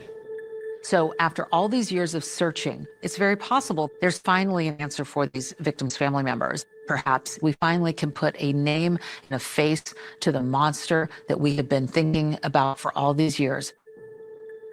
When I first heard the case against him, this high-tech, very careful, lengthy investigation that involved DNA and surveillance and cell phone data, I was sort of struck by, there it is, right? There's police work.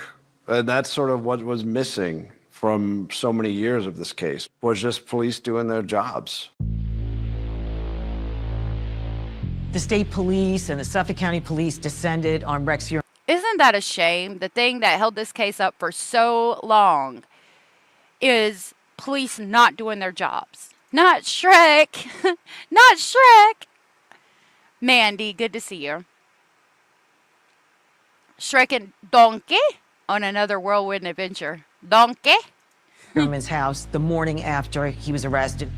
They were looking for evidence of more victims, evidence of trophies of the victims we knew about.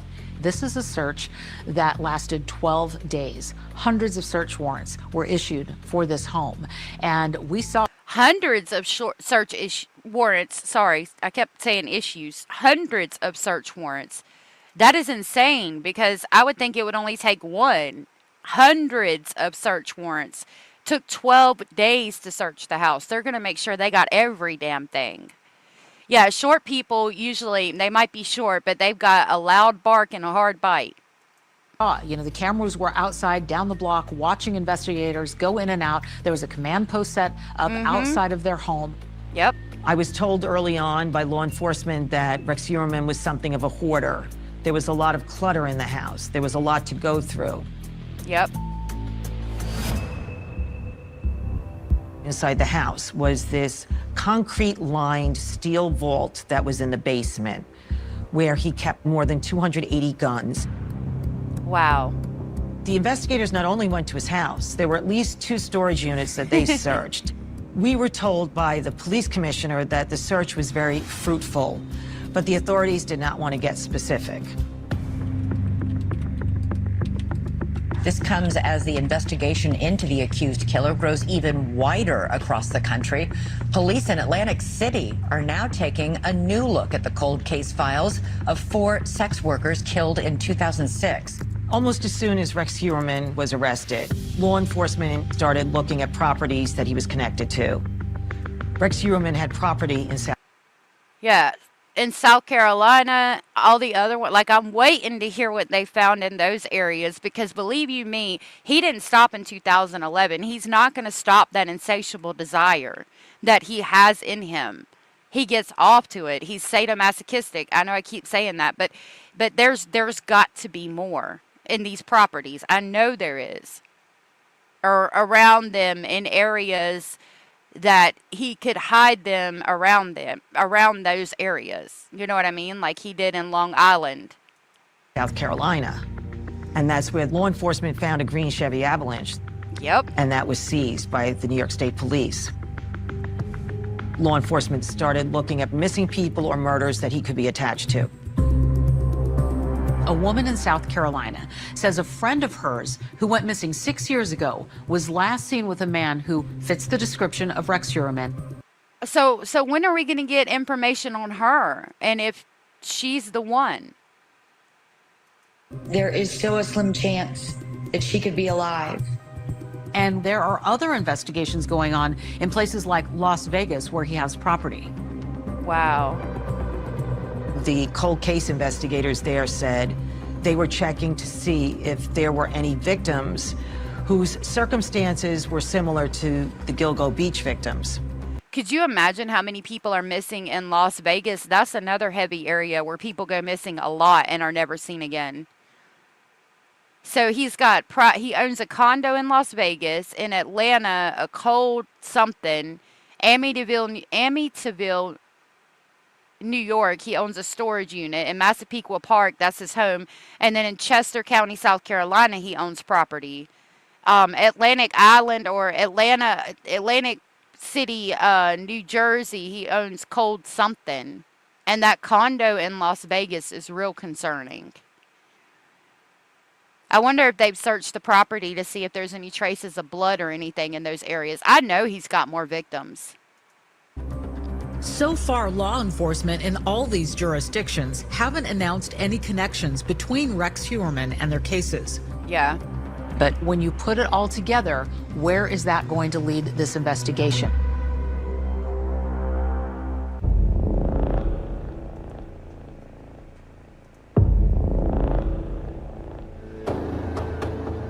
Rex Heuermann's family maintains that they had no idea what was going on. And a lot of people say that's hard to believe, but it's actually a story that we've heard before. I think they've proven that Asa was out of town with the kids in like Iceland or something when these homicides were committed. Heuermann's wife was extremely upset once the investigators had finished their 12 days of searching. She told her lawyers that the house had virtually been destroyed, and they released photos of the house. And his wife, Asa Ellerup, files for divorce. There have been reports that... Now, I've heard that she filed for divorce because she came to terms with what he did, and obviously you don't want to be married to a monster. I've also heard that they filed for divorce so that she could keep the house, which also makes sense to me. Oh, don't cry. I'm sorry, Jenny, sweetheart. I didn't mean to upset you. Nevada is beautiful. I just know Las Vegas out there is a dangerous place from what I've heard. I didn't mean to upset you, sweetheart. You know I love you, my A1 since day one. Vera said, I always had a good time, but the heat is similar there to here where I live. I'm not enjoying summers anymore at all. Me either. And it's not even as hot as it's going to get in North Carolina yet, but it's hot. That she has been suffering through breast cancer. I mean, talk about having the literal rug ripped out from underneath you. I didn't know she had breast cancer. So she's got breast cancer and dealing with finding out that her husband is this prolific serial killer. Oh my God. So you've got that happening at your house. You've got the man who is providing the financial stability in your house and the insurance. Everything you know is now over.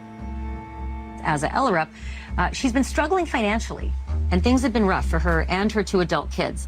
But tonight we can report exclusively that Ellerup and the couple's 2 children signed a production deal for a documentary about their ordeal. They're being paid at least $1 million for this. Wow. So I'm assuming it's the Peacock documentary paid them at least $1 million. They did. The Amityville Horror. There's been a whole line of movies made from that. Those are some of my favorite movies. They redid them too in like 2006 and they were really good.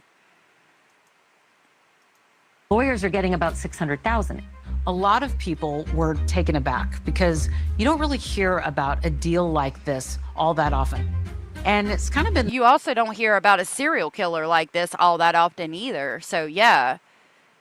I hope... I hope I don't upset anybody, but I hope they did take the money. They did. I mean, if they legit had no idea that this was happening, they deserve to be financially stable no matter what he's done. If they had no idea that this was happening and that he was this horrible person. If they knew that he was a horrible person, then they need to give that money to the victims' families. This thorny issue for many people because the victims' families are struggling, but the attorney for Rex Heuermann's family says they're struggling too. Speaking of my clients and my clients only, their existence now is as bleak and as hard scrabble as you can imagine. In fact, one of the things that they're trying to get back, and they filed their notice of claim, are vintage jackets and clothes that they need for the winter. This is no joke. Their road ahead is arduous, it is long, and no matter what happens with this case, no matter if he's acquitted, convicted on all counts, or something in between, their lives will never be the same. Beyond Rex's family, many people, and rightly so, believe that the focus should be on the victims and their families.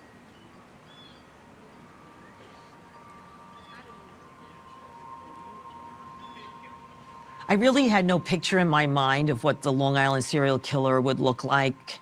And when I saw Rex Heuermann, if he indeed is the killer, he was so big compared to them.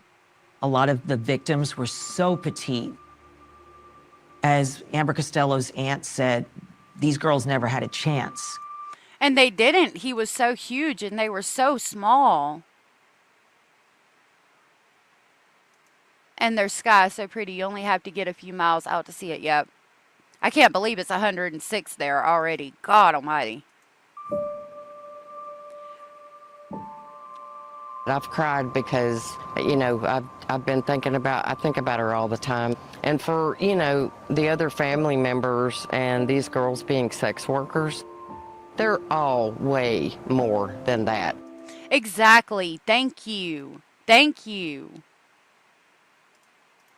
If these women were college students or nurses or police officers or teachers, this may have had a different outcome in the way it was covered. And exactly. And that's really sad and devastating.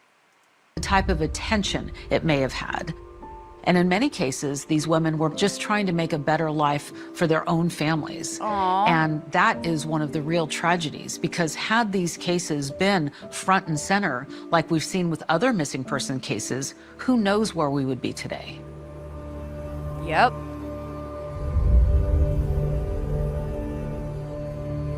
Rex Heuermann has pleaded not guilty and maintains his innocence.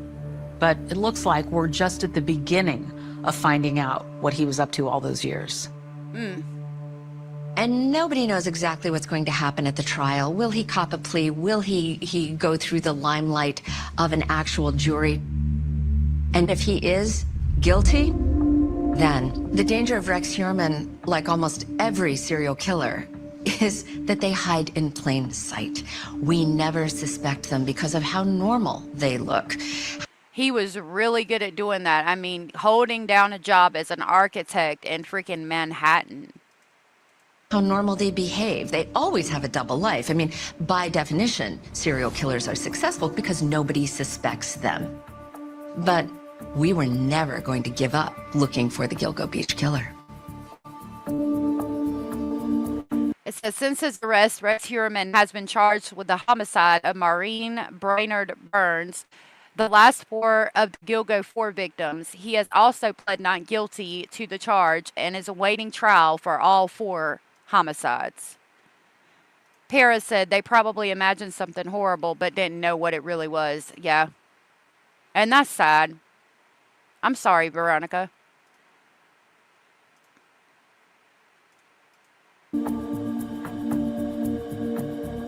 Since his arrest, Rex Heuermann has been charged with the homicide of Maureen Brainerd Barnes, the last of the Gilgo 4 victims. He has also pled not guilty to the charge and is awaiting trial for all 4 homicides.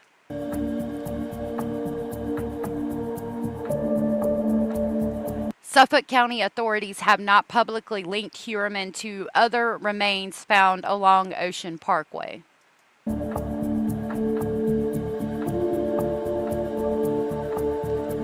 Of the other victims, Asian male Doe, Peaches, and her child still remain unidentified, and since this documentary, they have been identified.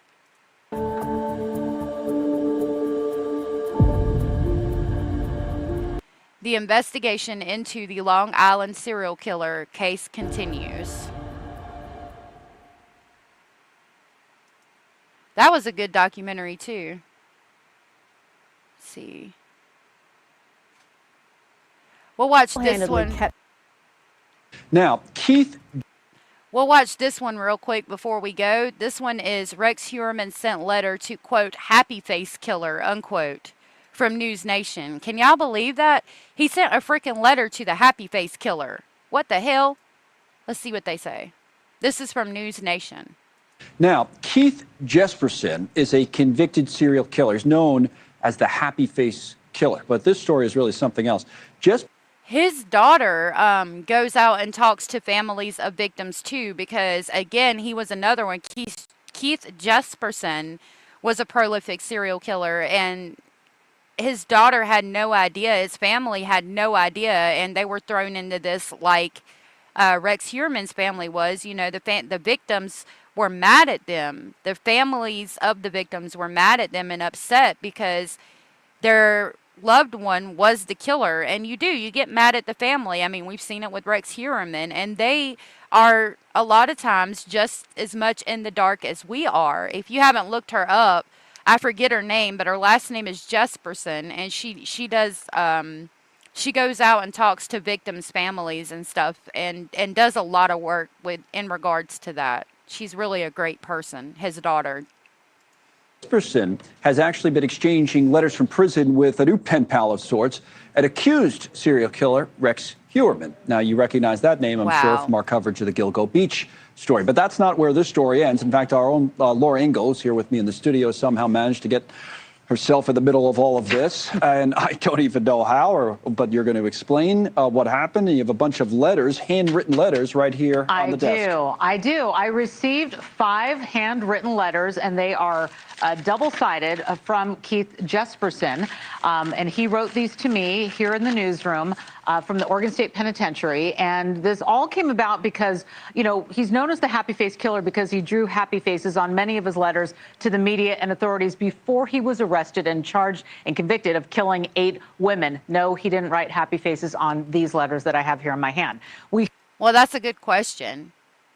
Heard about his connection with the Long Island serial killer suspect Rex Heuermann in November after a podcaster shared a letter that Heuermann sent to Jesperson after Jesperson had wrote him, suggesting he confessed to his crimes that he has committed. So Rex Heuermann wrote back saying he would take Jesperson's advice to heart, telling him his letters were of comfort to him. So we're all interested in this, right? In the serial killer to serial killer suspect pen pal relationship. And I interviewed the podcaster who put me in touch with Jesperson so I could ask him about trying to get Heuermann to confess. In one of the letters, he tells me this: because New York has no death penalty, what he has to bargain with is his guilt. I told him to, quote, own his crimes, all of them. What I proposed to him is to grow a set of blank or find them and admit guilt and help police and prosecutors to solve all the cases he is responsible for, leaving no stone untouched. Why? I don't believe that Keith Jesperson said that. Like, grow some balls and tell the police everything you did because there's no death penalty in New York. I don't believe that. I mean, they might be reading it from a letter, but you could tell that that was made for the media, in my opinion. That's not really what he would have said to him, I don't think. Why, he asked? Because the end game is he will be guilty. Not getting past that, he said. Jesperson also talked about his letters to Rex in an interrogation video with police, which is how we really learned about this relationship, when he tells investigators who are looking at him for another murder in Florida how he thought it was good that Heuermann never said he didn't commit the murders because he was accused of. So, you know, this is all just sort of crazy, but now we have these letters in this relationship to talk about. The letters, but did you speak with him, or he called you, or? So this was a process, going through phones and getting approved and all of that. I did. We spoke a few weeks ago when he called from the Oregon State Penitentiary on a recorded line and gave me permission to record the call, too. We talked about his continued push to get Rex to confess. Listen. Wow. So they've even got audio from Keith Jesperson talking about him writing Rex Heuermann. This is crazy. If he doesn't come clean, he's going to go to trial. They're going to present all the evidence that they have on him to convict him, and they'll probably come after him for 1 or 2 murders on the first trial, and then after that they'll come after him for the rest of them. And Jesperson, that's more than likely what's going to happen. Yeah, like and they've already filed to have each homicide set for a different trial, but yeah, they would come with one first, and then they would hit him with all the other ones afterwards, just like they did with Eileen Wuornos. I'm sure there's others. And told me he doesn't expect Rex to write him back at this point, and says if he confesses, he'll have a better life going to a prison where he'll get a job, better food. And remember that line when he asked, do you have butter for your bread? In the letters that he wrote back, he actually sent me the menu from his prison, and we're going to talk about this on Ashley Banfield tonight. Do you have butter for your bread? Remember we were reading that, and they said it was some kind of code? Butter for your bread. I remember we were talking about it yesterday, and they were talking about some kind of code, butter for your bread, or I read it somewhere. And yet, we can read the ones of stepping stones to his parents, please. Yeah.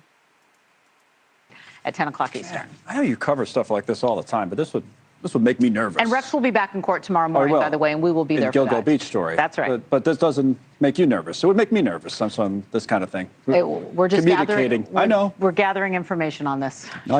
Yeah, at the end of the day, they're just gathering information. I'm sure she's very much protected.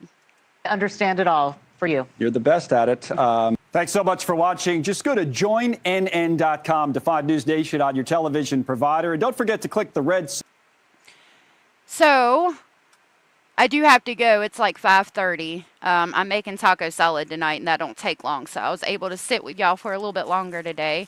I do appreciate y'all being here. I appreciate the support. Being here day after day with me. Basil just laid down on his little pillow. He's so cute. Thank you guys for hanging out with me here today. Tomorrow, I should be able to get back to normal with the streams and monetize them and all that, because it won't be a documentary. But we are going to go over some new interesting stuff, some stuff that I have found while I was digging into this case. I definitely want to continue talking to you about it. Some stuff my mods have sent me that I really want to go over with you guys. This case is really interesting to me, and I haven't really deep dived it like we are, so I'm really enjoying this. I am going to try to watch the Peacock series tonight and see what information I can get and at least tell you if I can't screen record any of it or if it won't let me play it. I do want to find a way for us to watch it together as well. Maybe in Discord sometime we can set it up to watch it. But yeah, definitely be back tomorrow, because I'm going to give you guys the scoop on the Peacock documentary, and I'm going to try to show you some video clips, and we'll have more information on this compelling case. I love you all so very much. Thank you all so very much for being here. Paris said, totally, you're probably right that he didn't say that. If he did, I think it's code, because he knows that the police and the media are going to read it. Especially considering he's writing to a news anchor. I mean, hello. Yeah, today was amazing again, and it was because of you guys hanging out with me. So thank you for that. If nobody has told you, you are important, you are enough, you are special, and you are loved. And I'll see y'all tomorrow. Bye.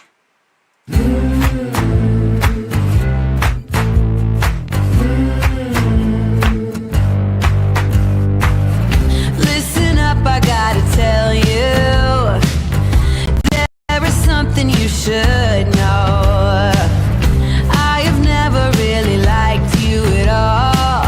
I cannot hide it anymore.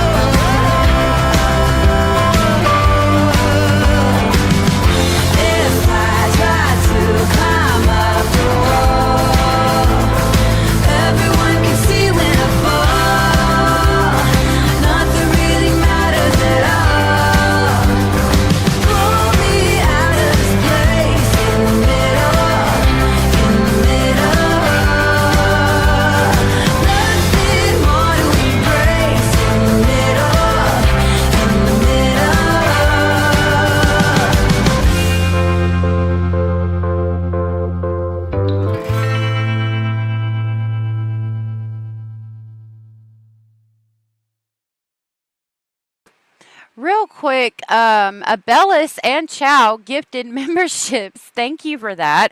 The 5 that Abellis gifted went to Cat's Eye, Naomi, Ange, Mika Berry, and Kat in the chat. I like that name. If you were gifted from Abellis and you are aware you were gifted, please tell Abellis thank you. I will grab the Polar Express. Thank you so much, Abellis.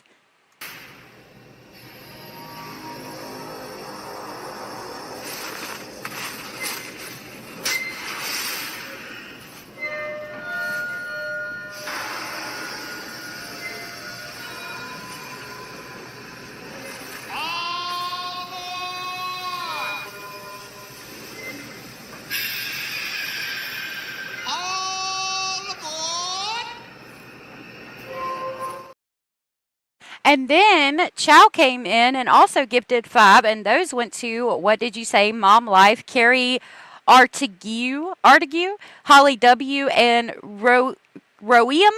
If you were gifted from Chow and you are aware, please tell Chow thank you, and I will grab the crazy train to pick y'all up on the way to Speculation Station.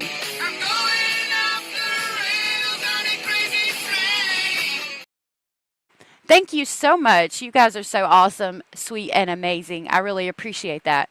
All right, this time I'm going to go for real. Love you all. Have a good night. See you tomorrow. Bye.